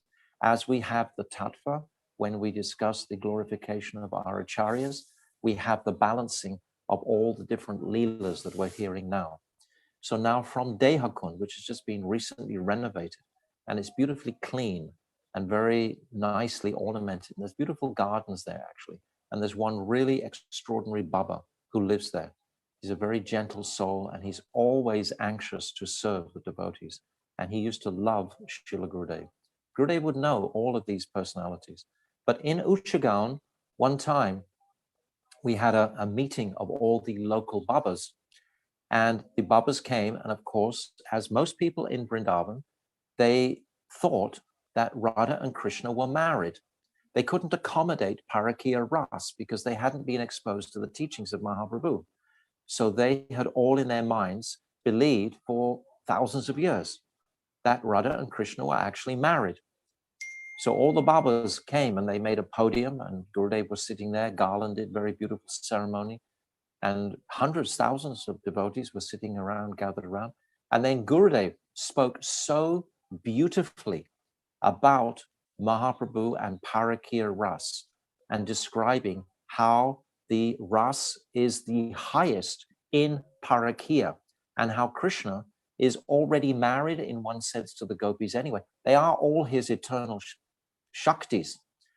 And he describes so beautifully a Radha Tattva to all these Babas, and they, all of them, you could see by their eyes, they all fully accepted what Srila Gurudev was saying. At this time, it appeared, we were all sitting watching this beautiful delivery by our Gurudev. It seemed like Gurudev was really empowered even more than usual, because all these Babas became submissive to Srila Gurudev. So at this particular festival, on this particular time, I think this must have been perhaps in the very late 90s, maybe 99, maybe 2000. Gurudev was declared the Yuga Acharya. They very ceremoniously brought a large garland, and they did archaman and different ceremonies, and all the priests collectively, they nominated Srila Gurudev as the Yuga Acharya. So this was done in Uchagaon, which is such a sacred pastime place. So Srila Gurudev was very satisfied with their acceptance of the nature of Parakya Ras. This was the most important. Gurudev wanted to put Mahaprabhu's conceptions into Braj. So Mahaprabhu's conceptions is an acceptance of Parakya Ras. If you think they're married, where is the drama? Where is the excitement that is manifested when they're not married? When they're not married, it's much more exciting, which Yoga Maya knows, and Yoga Maya Purnamasi Devi, she's arranged in such a way. It's remarkable how it's all designed so splendorously. So from this Dehakund, moving along, then we come to Sakhigiri-parvata. Sakhigiri, the mountain of Sakhi, the mountain of one Sakhi. This is Lalita Devi again, because this is her home, Uchagaon, and maybe quarter of a kilometer from here, through some sand dunes behind Uchagaon, we come to this hilltop, Sakhigiri-parvata. It's a mountain, and we walk up. It's quite steep, and in the mountain, indelibly in the mountain, is this red kumkum. We see it almost oozing out of the mountainside itself. It's always there, even in torrential rains, when there's no tourists around or anybody, you can still see the red kumkum. It's not just being put there like a tourist trick by the pandas to try and entice people. It's there indelibly within the rocks there. And this is the pastime when Krishna once was sitting with Radhika on one side and Lalitasaki on the other side. And the gopis, becoming very frivolous, they tied the pitamba of Krishna to the veil of Lalita Devi. And then they all gathered round, and Radhika, she was in cahoots with the whole pastime. And then they began clapping, and then they began singing wedding songs.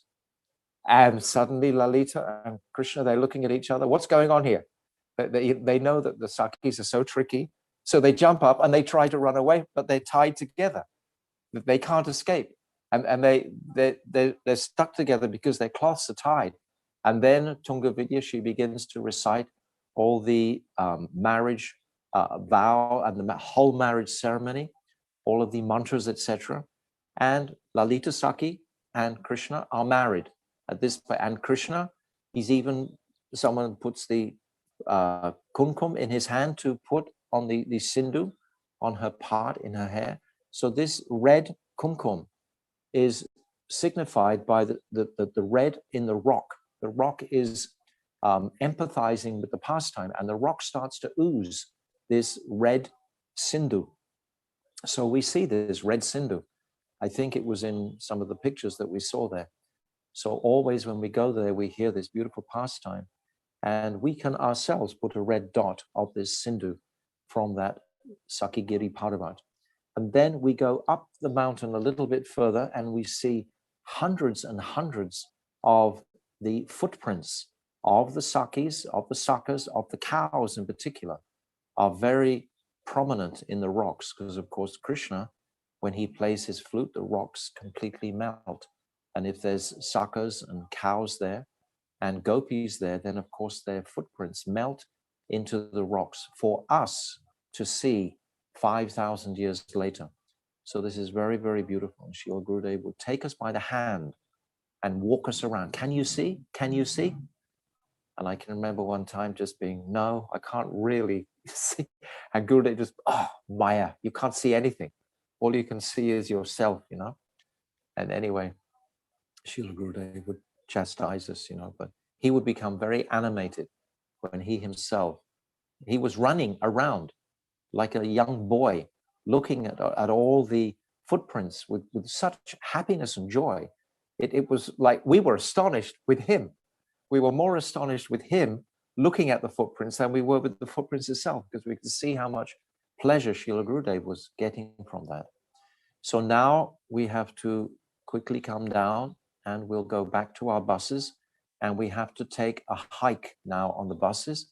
It's about 30, 40 minutes drive. It's just a little bit north of Radhakund now. We're going to come to Suryakunda, which is our last stop today.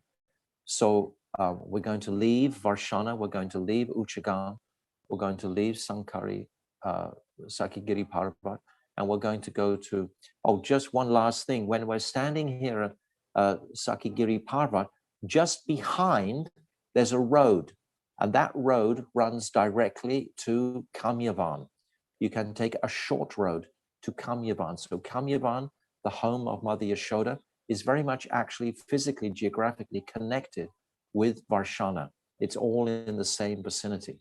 So now we're going to go towards Radhakund, and just north of Radhakund, we're going to come to a most exceptional kund of Suryakunda. And here, Suryadev is worshipped. Suryadev performed, my Gurudev described once, tapasya for millions of years, 60 million years, to get darshan of Krishna for 10 seconds in Braj. That was the only adhikar that Suryadev, this great controller of the sun, had was given darshan of Brajendranandan Krishna. So at this Suryakund we come, and there's a very beautiful deity at Suryakund. And as I said earlier, that Brishbanu and Ratnabanu and Subanu and Banu, the brothers of Brishbanu, and Brishbanu's sister, who's called Banu Mudra, they're all Banus. So as I said before, the name Banu means sun. So they all consider themselves part of the sun dynasty, just like Krishna is in the Chandra Vamps, he's in the moon dynasty. Brishbanu Maharaj is in the sun dynasty. Brisha, that's the bull, the Taurus sign. He's born in the Taurus sign of the bull, Brisha Banu. That's the etymology of his name. So they all consider themselves part of the lineage of Suryadev. So they would all traditionally come here to worship Suryadev regularly, but particularly Sri Radhika. She would come especially on Sundays when they would worship Suryadev. And Jatila was always very much encouraging this, because she understood that by worshipping Suryadev, we'll get some wealth. Jatila is always concerned with more cows, more wealth, etc. She can only see and consider things materially. So Radhika would come here with the Sakis, and there's a traditional pastime that seems to take place every single time Jatila comes here.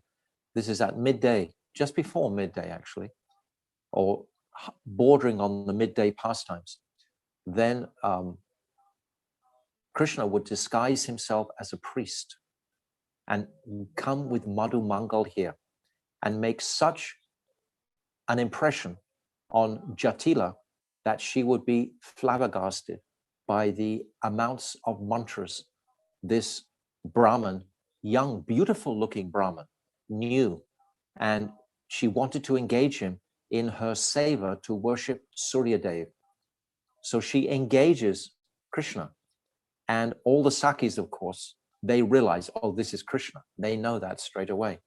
And Krishna, he's chanting funny mantras. The Sakis are so well versed in all of the Vedic scriptures and all of the mantras in particular. And Krishna's incanting, he's chanting the mantras, and the mantras are saying, oh, this young woman should come with this young boy himself. So the mantras are saying, like, and the Sakis, they can hear this. Jatila, she has no idea what's being said, but she's very impressed by the way and flamboyance that Krishna is able to, or this priest is able to offer the puja to Suryadev. And then at the end of the puja, Jatila, she wants to remunerate the priest, of course, this is customary. But Krishna, he's saying, no, no. The priest says, no, no, I can't accept anything. But Madhumangal, he's there, he's saying, oh, I will accept, I will accept. So then he's given a ring and he's given a whole basket of ladus. And Madhumangal, he has this, he gets the ring and the ladus and he very carefully puts it under his cloth. And then they go back to the suckers, and there's a very beautiful pastime there where Baladev tries to steal, actually does steal that basket of ladus and distributes it to all the other suckers. And Madhumangal becomes so demoralized and unhappy. Krishna has to go and console him and embrace him, etc. So all these pastimes, like our Nemi Maharaj was saying, are just complete, are rolling all the time. You know, the vital, powerful present is apparent in Braj, with all these pastimes going on practically simultaneously. So this is the pastime in Suryakund. And also in Suryakund, there's a great Baba. His Sripat is there. His place of bhajan is there. His Srimad Madhusudan Babaji. Madhusudan Babaji, he is the guru of Jagannath Das Babaji. Jagannath Das Babaji is the guru of Srila Bhaktivinoda Thakur, who is our param guru. So there's Madhusudan Babaji. He had his place of bhajan there. And also Jagannath Das Babaji himself, he did bhajan in Suryakund for a long period of time, it's described. Srila Gorkishore Das Babaji, we were discussing the other day, he also did his bhajan here in Suryakund. Many great Babajis have done their bhajan in this place of, it's an incredibly quiet place. It's a very difficult place to find. We come with our 1920 buses and we have to drive practically across country to get there. There's almost like no proper road really to get. It's very, very difficult to get. And then we have to turn the buses around. That's always a great drama because it's a very isolated type of place. But when you come into this place, because the sound vibration is very delicate, it hasn't been disturbed by distorted traffic, by, you know, mechanical radio waves, etc. And you come into this place and you're instantly almost shocked, astonished by the exceptional tranquility.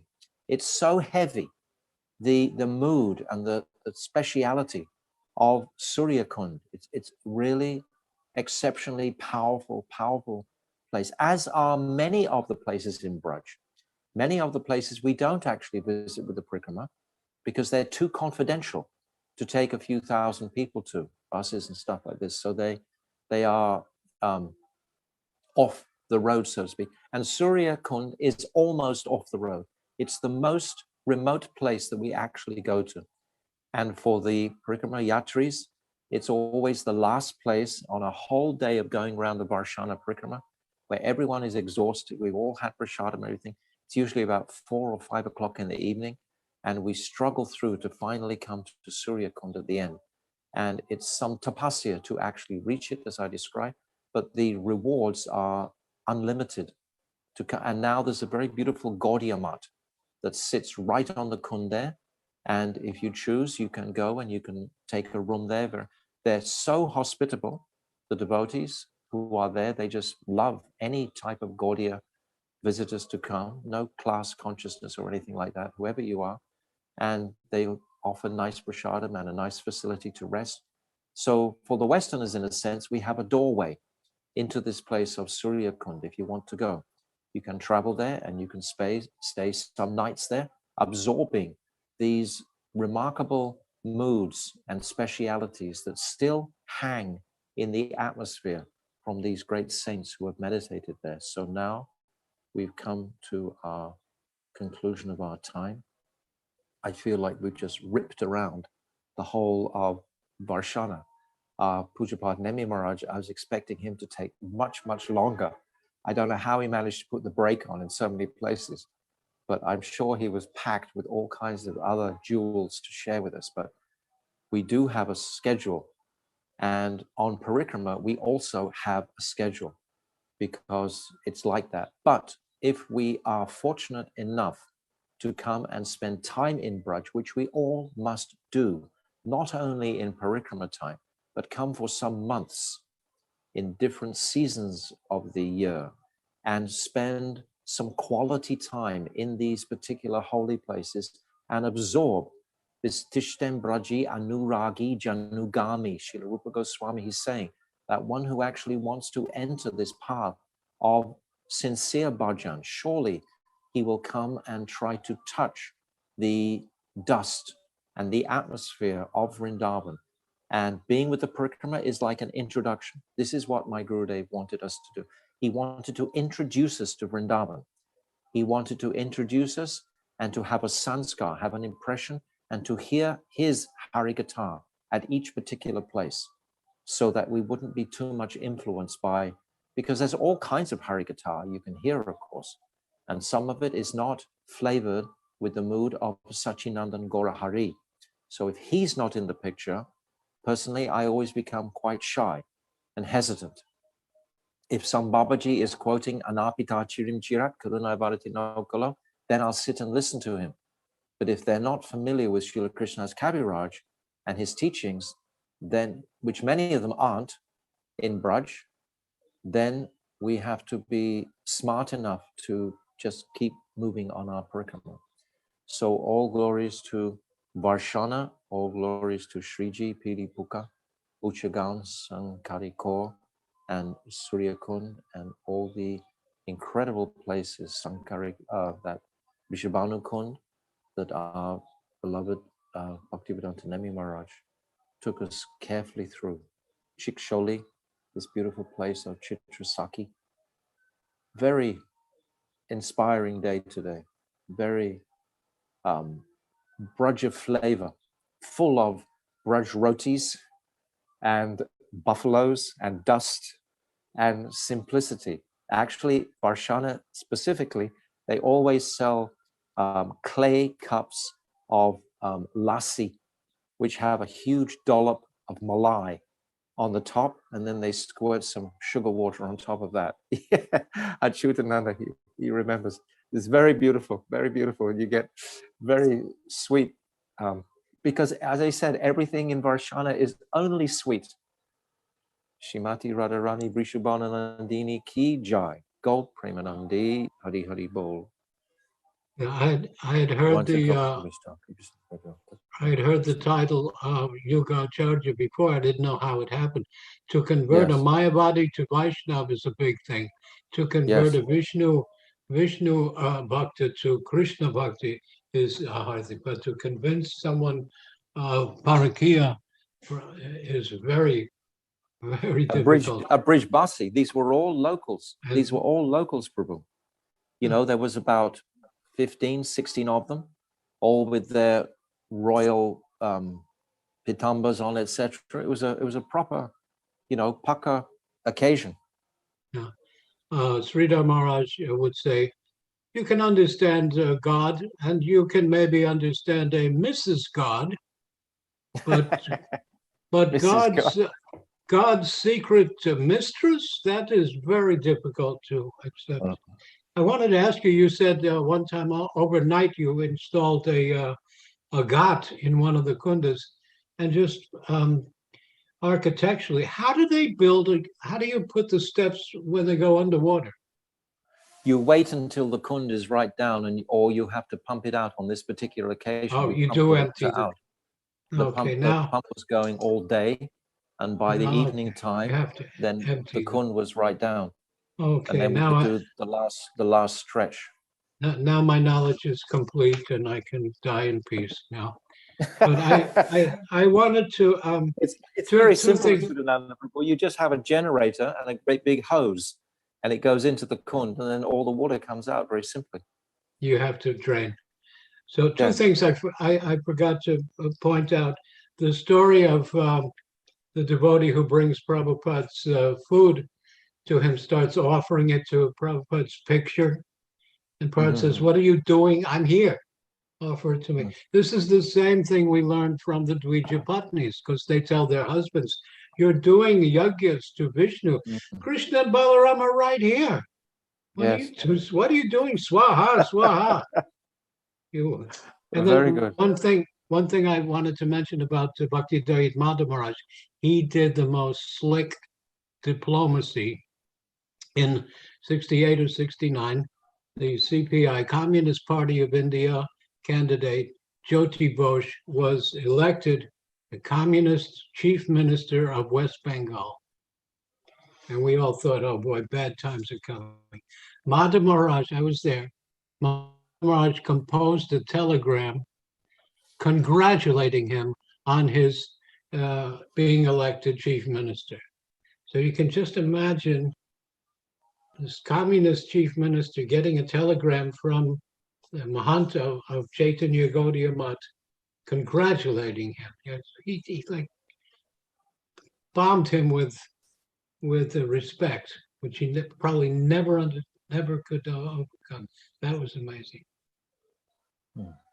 A very practical consciousness that he had in politics in that way. Understand. Understand. Thank you. Understand. Okay, I got that out. Is that what you were saying? If there's more detail on how he explained to Parakya, because Jiva Goswami also had disciples, that's a famous story, that he had to make a concession that, they're married by Gandharvika system, but... that was their praman. That was the praman that these pandas were bringing out, was Jiva Goswami's praman. And Srila Gurudev was purifying that with so many excellent Siddhantas, all having their root in Chaitanya Mahaprabhu. This is the point. Without Mahaprabhu, this is what I've been saying the whole morning. Without Mahaprabhu, then we should be shy with these pastimes.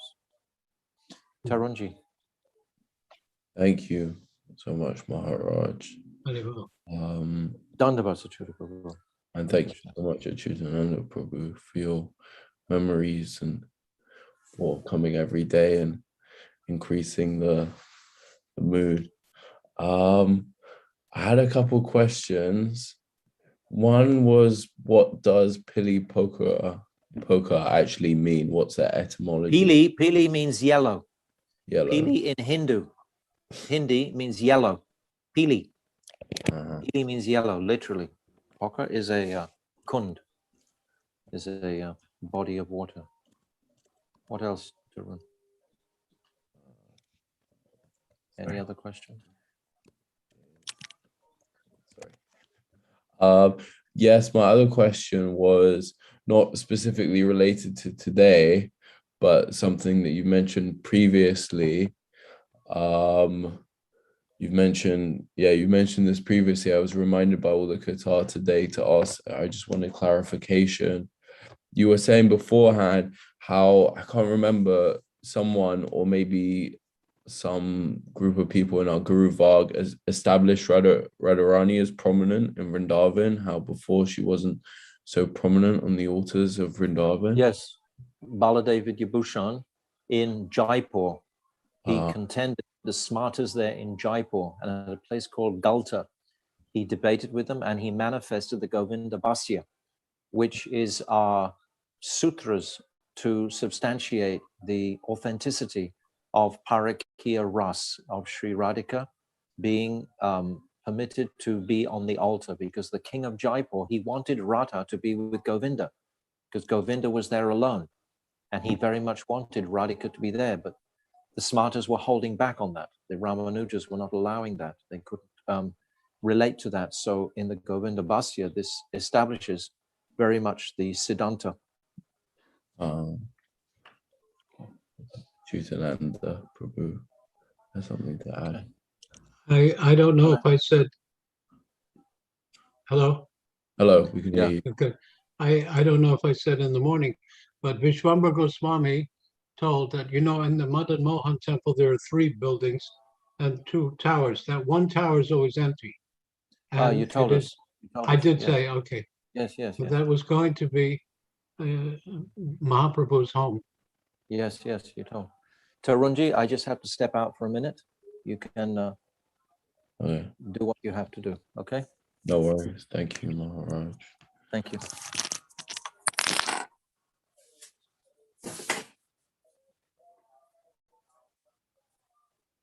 Rama Rama Hare Hare Hare. Jutananda Prabhu. Yes. I think maybe I wasn't there when you told this, so can you tell it quickly for me? You'll see 3 buildings of the Madan Mohan temple, and 2 of them are large towers, one a little shorter than the other by about a third. And Vishwambara Goswami said that because that tower has been empty for 500 years. What if nobody knew what that was? And Vishwambara Goswami said, it is told that Sanatana Goswami was going to invite Mahaprabhu to come back to Vrindavan and live there in that tower. That would be his home. But Mahaprabhu, of course, we know, passed on when he was only in Puri at 48. The famous verse comes from Advaita. Advaita Acharya is Mahavishnu, who breathes out the universes and then also withdraws them. So Advaita Acharya, Jayanilo Premadana, Karuna Acharya Thakur, Advaita Acharya calls down Mahaprabhu, and also, as he also winds up and tells Mahaprabhu, this madman is telling that madman, the market is full of rice now, no more is necessary. So he also tells him, so he never came back to Vrindavan, but passed away, of course, in Puri, in Tota Gopinath temple. Wonderful things. Thank you so much, Prabhu. Well, did you see that letter? Maharaj, I sent you the letter of Prabhupada to this Raja Pratap in 1947. No, haven't got that yet. Oh, okay, I forwarded it to you. Let me try again. It's a letter from Prabhupada.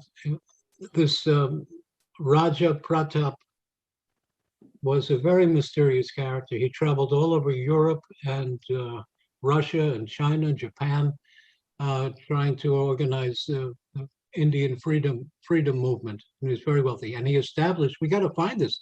He gave one of his palaces, and it's called the Mahavidyalaya in Vrindavan. So I don't know where that school or palace is now, but he had donated that. And then Prabhupada wrote to him as the head of this college that he should accept Bhagavad Gita as and then he gives 10 points to establish Krishna and Krishna Bhakti as the Dharma, and not. Oh yes, yes. You sent it. Okay, not national independence. Yes. I was just looking at the 10 amazing. points. And yes. if then Google this Raja Pratap, very mysterious character. Who traveled with Muslim Afghanistan. The Afghanistan Rajas and Pashas sent him to Russia, and he met with the Lenin and Trotsky, power people at that time. Gentlemen, it's 2 a.m. in Hawaii, and I think Baba Tarini and Nihari are waiting to kirtan. Okay. Yeah, we need to come back to Varsana. Okay. Thanks for choosing. Haribol. Haribol. Okay, so just before I introduce Hari and Baba Tarini, I want to say thank you for everyone who's participated, who's participating in making this possible. And also to announce this evening's program, we'll be going to the same places with Srimati Radhika Manchanda Didi and Shriman Rasik Mohan Prabhu. Then tomorrow we will have same time we'll have, I think, more on Damodar Astakam. We're also taking the bus to Vrindavan for the yearly festival at Anandadan. Are we covering that, Maharaj? No, we're not. Tomorrow we're going to Javat. And tomorrow we'll go to Kokilvan. It's been changed on the program. Okay. And then the next day we're going to celebrate the disappearance day of Srila Pramod Puri Goswami Maharaj. Okay, very nice. Okay. So tomorrow is Javat and Kokilvan. Okay. Okay, very nice. Okay, that's going to be very nice. Okay, I'm very excited. Okay, without further ado, I will hand over to Nehari and Baba Tarini. Thank you so much for staying up so late and bearing with us. Ask to unmute.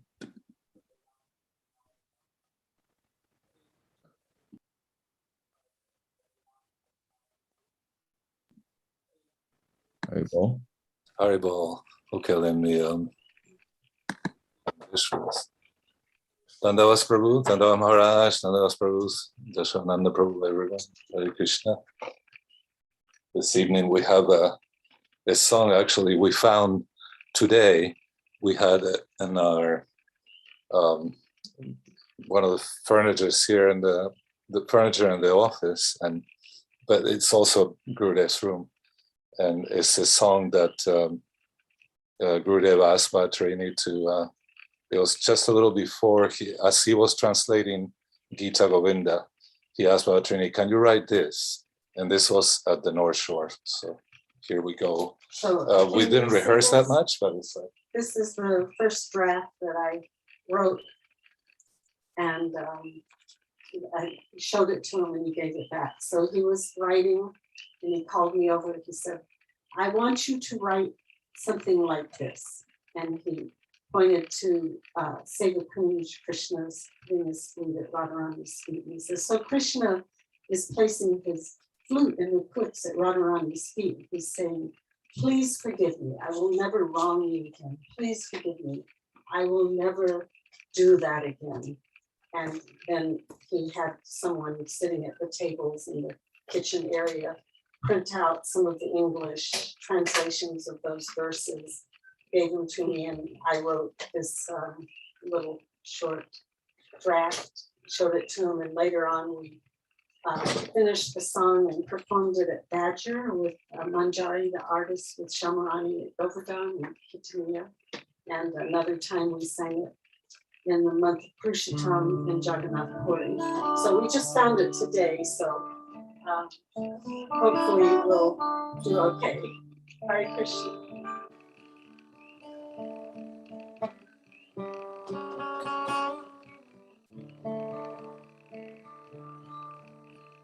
Jaya Jaya Deva Hare Jaya Jaya Deva Hare Jaya Jaya Deva Hare Jaya Jaya Deva Hare. Please hear my petition, please accept my defeat.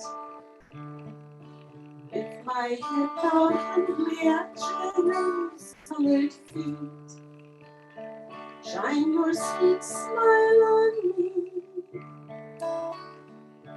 Shine your sweet smile on me. Let me drink the nectar of your bright moonlight face. Take me back into your arms and your heart's embrace. We are just like two, but with one life. Without your love, it will be my death. We are just like two, but with one breath. Without your love, it will be my death. Jaya Jaya Deva Hare Jaya Jaya Deva Hare Jaya Jaya Deva Hare Jaya Jaya Deva Hare. They sing my beloved flute at your lotus feet. Without your sweet glance, my life cannot be complete. Rain your sweet glance on me. Rain your sweet glance on me. Please forgive me, I will never wrong you again. Please forgive me, I will never do it again. We are just like two, but with one soul. Without your love, I cannot be whole. We are just like two, but with one soul. Without your love, I cannot be whole.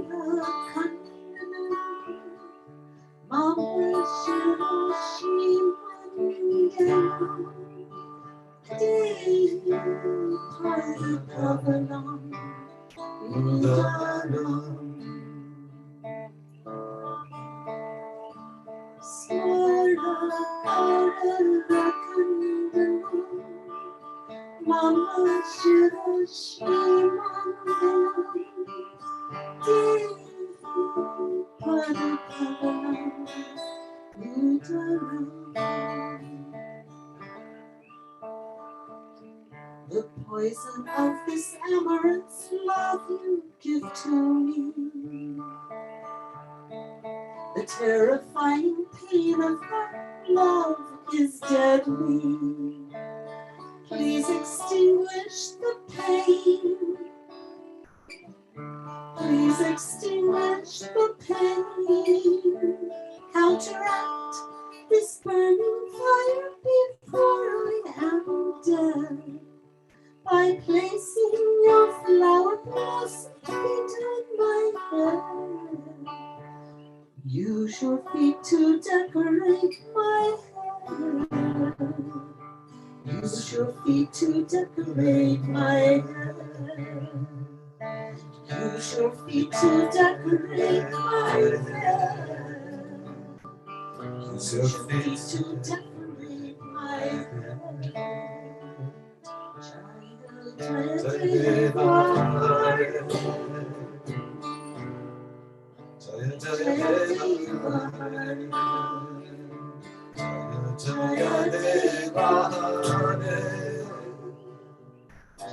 Jaya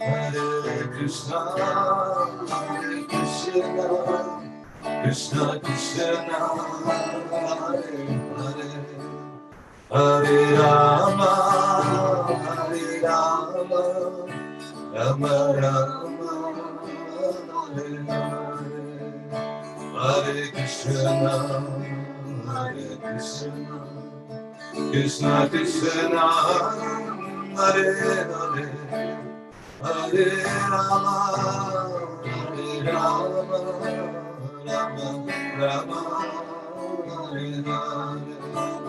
Jaya Prabhupada, Jaya Prabhupada, Jaya Prabhupada, Jaya Guru Deva, Jaya Guru Deva. Gurudeva Jaya, Hare Krishna, Hare Krishna, Krishna Krishna, Hare Hare, Hare Rama, Hare Rama, Rama Rama, Hare Hare. Jai Gaur Haribo, Haribo, Haribo, Jai Gaur Haribo, Jai Gaur Haribo, Haribo, Haribo, Jai Gaur Haribo.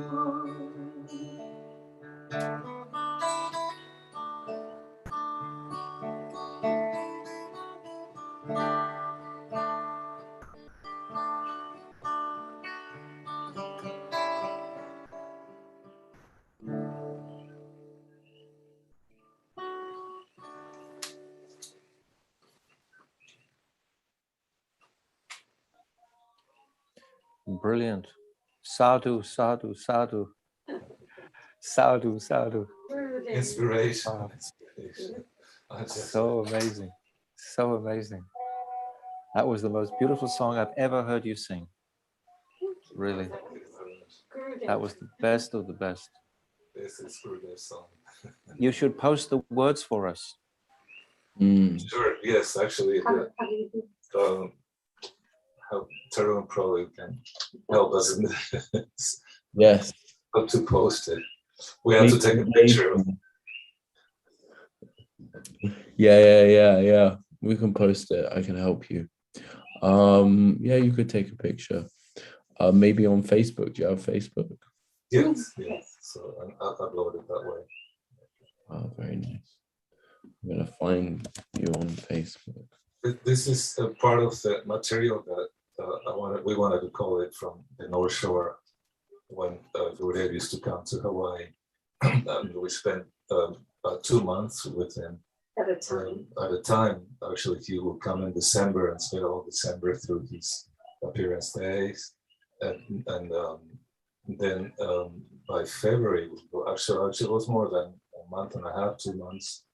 And then he would go to Navadvip for Gopunim and then come back for Nishinga Chaturdas and spend another month. So we were very lucky, very fortunate to have this. You didn't stay with Vrindavan? Yes, he stayed with Vrindavan. We didn't stay with Vrindavan, but we went there every day. We are in the southern island. It's called the Big Island, excuse me. And as soon as we got, Brajanathu called us, he said, well, we're coming. So we'll be there waiting for Gurudev. We arranged to pick him up at the airport. Yeah. We had an apartment on the island where Vrindavan lived. So we would just come over and spend. Vrindavan was very busy with his juice company. And so I did pretty much all the driving and doctor visits and paper citizenship, helping. He took him to get his citizenship. So. But did Gurudev stay there at your house? He stayed with you also? He stayed at our house. He stayed at our house in Big Island. But he only went to Big Island right for like a few weeks at a time. Oh, No. Not the place where you are now? Where we Yes, are right now, he stayed in this room. Actually. Oh. Yes. Okay. And Budar Prabhu came, and so many devotees, of course the entourage. Sangavidya, Vrindadevi, Rajanath, Madhava Maharaj, Manvrata, Yogamaya. Sundar Gopal. Beautiful. I brought actually many of the associates and friends, and one of my friends was the first devotee actually in Europe from England, Kula Shekhar, and Kula, as we used to call him. I took him to the North Shore to see Gurudev. Very interesting chats. Then when we went to Badr, Gurudev said, "Oh, thank you. Bring me more of your associates. Thank you." So yeah, it was like a very great treat to have him here in the Big Island. And little sangha of devotees, Gopal Pamula Prakriti, and Shravan Kumar, who wrote in Shower Soul.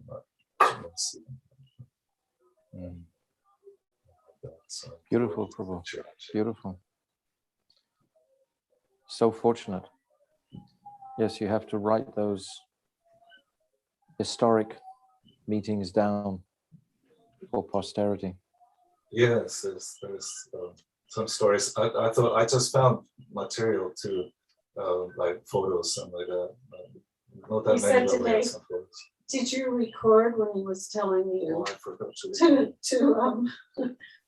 write the song? I said, of course not. We were just with him all the time. We never thought of recording or anything being for posterity. We just thought, this is life, you know. Beautiful. Understand, yeah. Some powerful, some of them were pretty powerful. So I, like one time actually, Shamarani Didi came to visit us for a month and a half, and she finished or was working on Manini Radhe.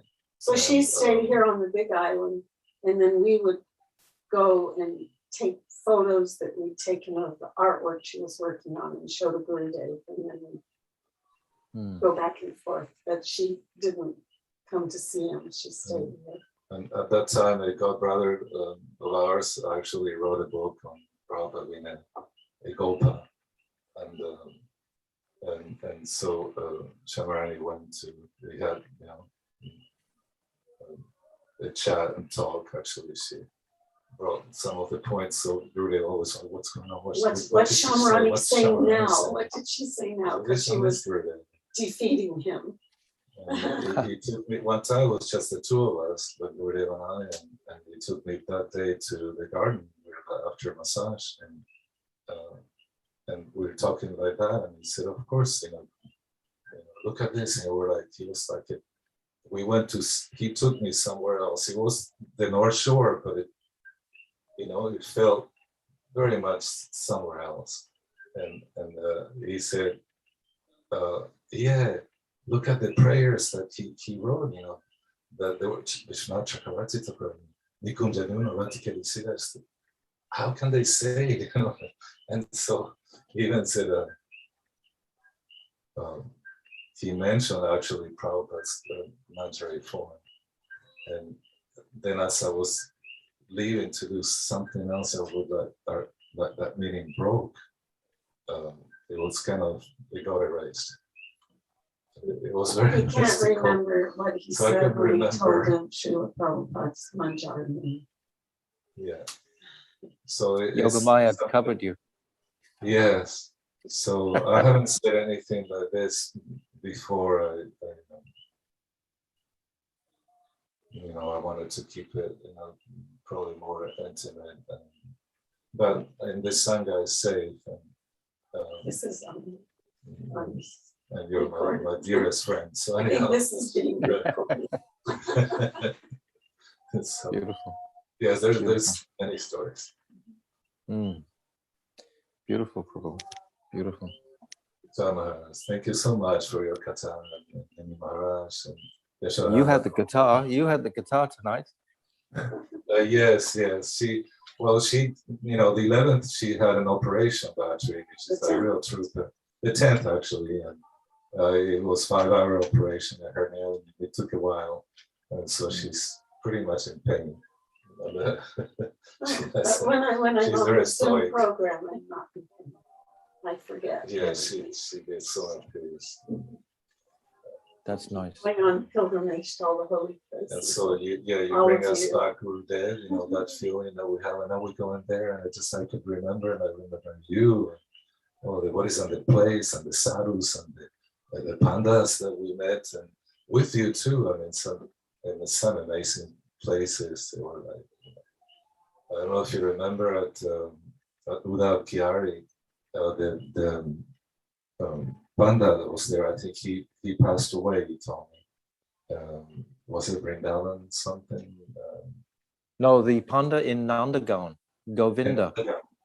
But beautiful panda who would dance, Beautiful. Yeah, He danced and he told us to Yes. Krishna when he wants to get married and he's telling. That's it. That's it. What But type he of left life his. I want. Yes. Yeah. He left It his was so body good. about 4 years ago, 3-4 years ago. He wasn't old. He got some stomach ailment and they didn't properly look after him. I was visiting him, seeing him regularly. And suddenly I got a message from his son saying that he'd left this world. I was devastated because he wasn't We were more very than sad. 55, 60. Yeah. Wonderful person. Well, if you remember, he would come one of the times I think we were together after Gurudev had entered Samadhi and Prakat Lila, that place, that platform, remember, he used to sit at Uda Piari, and behind him was the forest he had planted. And Baba came and he was chatting with you. And, and he made it also personal. He knew, he said, this spot is, and you probably know all the exact, he said it was, the gopis stood still, waiting for him. For he had the number of years, the number of months, and the hours, and days and hours. He made it also personal. Like, we're family. I like what you were saying, that we have to remember all these places so that when we want to serve Radharani, we know how to get there. Yeah. Yes, you don't have to ask somebody. I thought that was so sweet. Yeah. But one day Gurudev said, what are the names of your grandchildren? No, it was my birthday and I kept walking. We would just wander in and out where Gurudev was. You know, it was very casual. So I walked in and someone said, today's her birthday. And he gave me some blessings. He said, may you be happy and may you and be protected by Lord Nrsimhadev in this life and the transcendental world. And may you have love for Krishna like the gopis. And so I, and he threw some flowers at me and said Baba to, And then I walked back in later and I said, it's also my daughter and your disciple Nipana's birthday. He goes, okay, same blessings for her. So I came back in the room and I said, and it's also my nephew's birthday today. He goes, okay, same blessings for him. So then I come back in the room and I go, what about Radha Dasham? He goes, okay, but not for the other ones, just for you. Then I come back in the room and he goes, he's writing or something, looks up, he goes, you cannot have Radha Dasham. And I'm like, oh no. And he goes, what are the names of your children? And I said, I have 6 children. I said their names. He goes, what are the names of the Astagopis? And I couldn't remember them. I could remember 2 or 3. And he goes, what are the names of the Priyanarmasakas? And I couldn't remember. And then he goes, what are the names of the Astamanjaris? I didn't even know there were Astamanjaris then. And then he goes, like that. So when you are so familiar with Radharani's associates and family members, then you can Radha Dasham. Because after all, it is a family matter. Right. Especially if you read that little beautiful book of the Radha Ganadesh Deepika, because it says all the different names of their husbands and how their husbands, the Sakhi's husbands, are related to each other, and how Vishaka's husband, for example, or Vishaka herself is like the daughter of Jatila's sister's daughter. Right. So Vishaka is directly related to Jatila. So that's why Jatila can allow Vishaka to come in so confidentially. And all of them, when we look at that book, we just see that their personal, relationships are, all described by Rupa Goswami. I think that's phenomenal for them. Yes, but Bhaktivinoda Tirtha Maharaj came here too, and he helped him on the tour, and he brought with him a Gaura Ganadesh Deepika, and he signed it.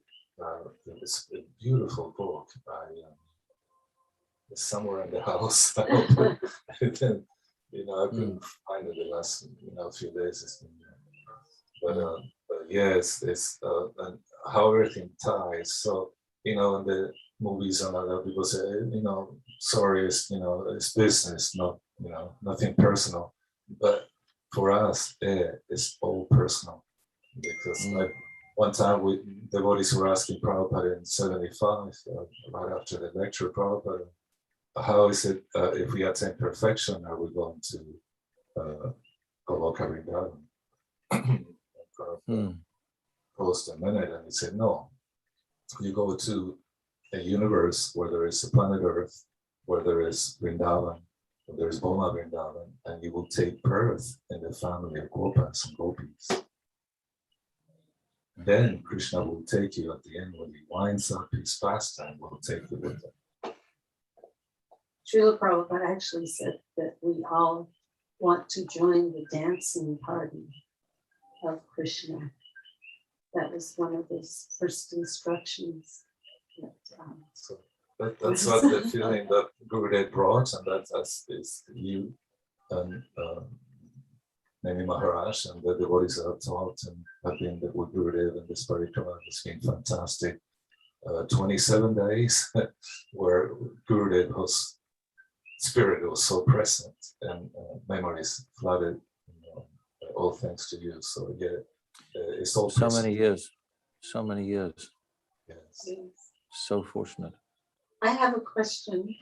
How does Srila Gorkishore Das Babaji talk to you? Does he use words? You can't ask questions like that. You're not allowed to ask questions like that on a Zoom chat. No. That's too personal. Yes. If I say something, then somebody will think something, and somebody will. There's no mileage in that, in a sense. Right. If individuals meditate on these personalities with all of their focus, then there can be times when they can reveal, themselves very, very clearly. I always remember, I've said it so many times on this program already, Bhaktivinoda Thakur is saying, he reasons ill who tells that Vaishnavas die when thou art living still in sound. It's like our Bhaktivedanta Swami Prabhupada is so much alive. I hear someone saying, oh, we don't want to talk about the Tirabhav because it's too traumatic and so on. But I don't, personally for myself, he's so alive in his books, his teachings, his followers on the planet. I mean, every single day, newer and newer people are coming in contact with Bhaktivedanta Swami Prabhupada today. Yes. So there's no question of disappearing. It's what Nemi Maharaj was saying about the present. It's like if we can move into the powerful present, all of these personalities, their Shakti will influence us, will support us, guide us, enlighten us, keep us on track, keep our compass in the right direction. Just think that, I'm sorry. No, he says they'll do exist. They will be eternally existed in sound. If you think back, I mean, there was no recorders. So what does it mean? I think it's the sound, is that Shabda Brahma that's been recorded by them. And so Shamarani, when she was here many years ago, actually paper given by Gurudev on how to approach these books and what do they do, their personalities, and the person Rupa Goswami will speak to us with.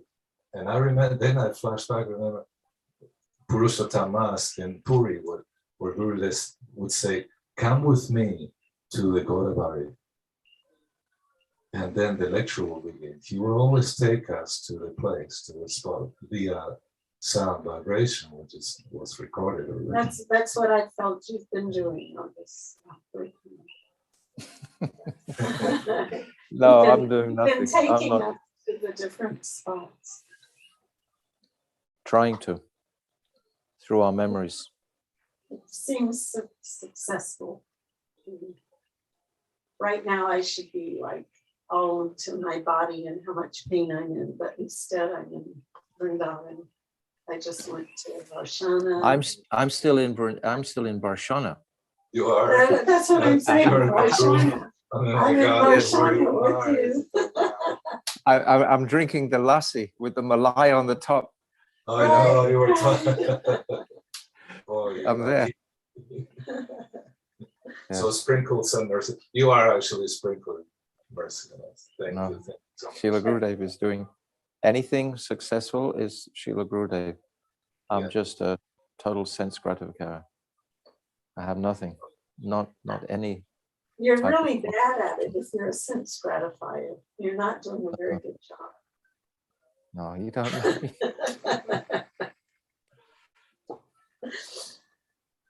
Okay, I think it's late, you know. I don't know how the other devotees are going. We're sort of monopolizing the airwaves here.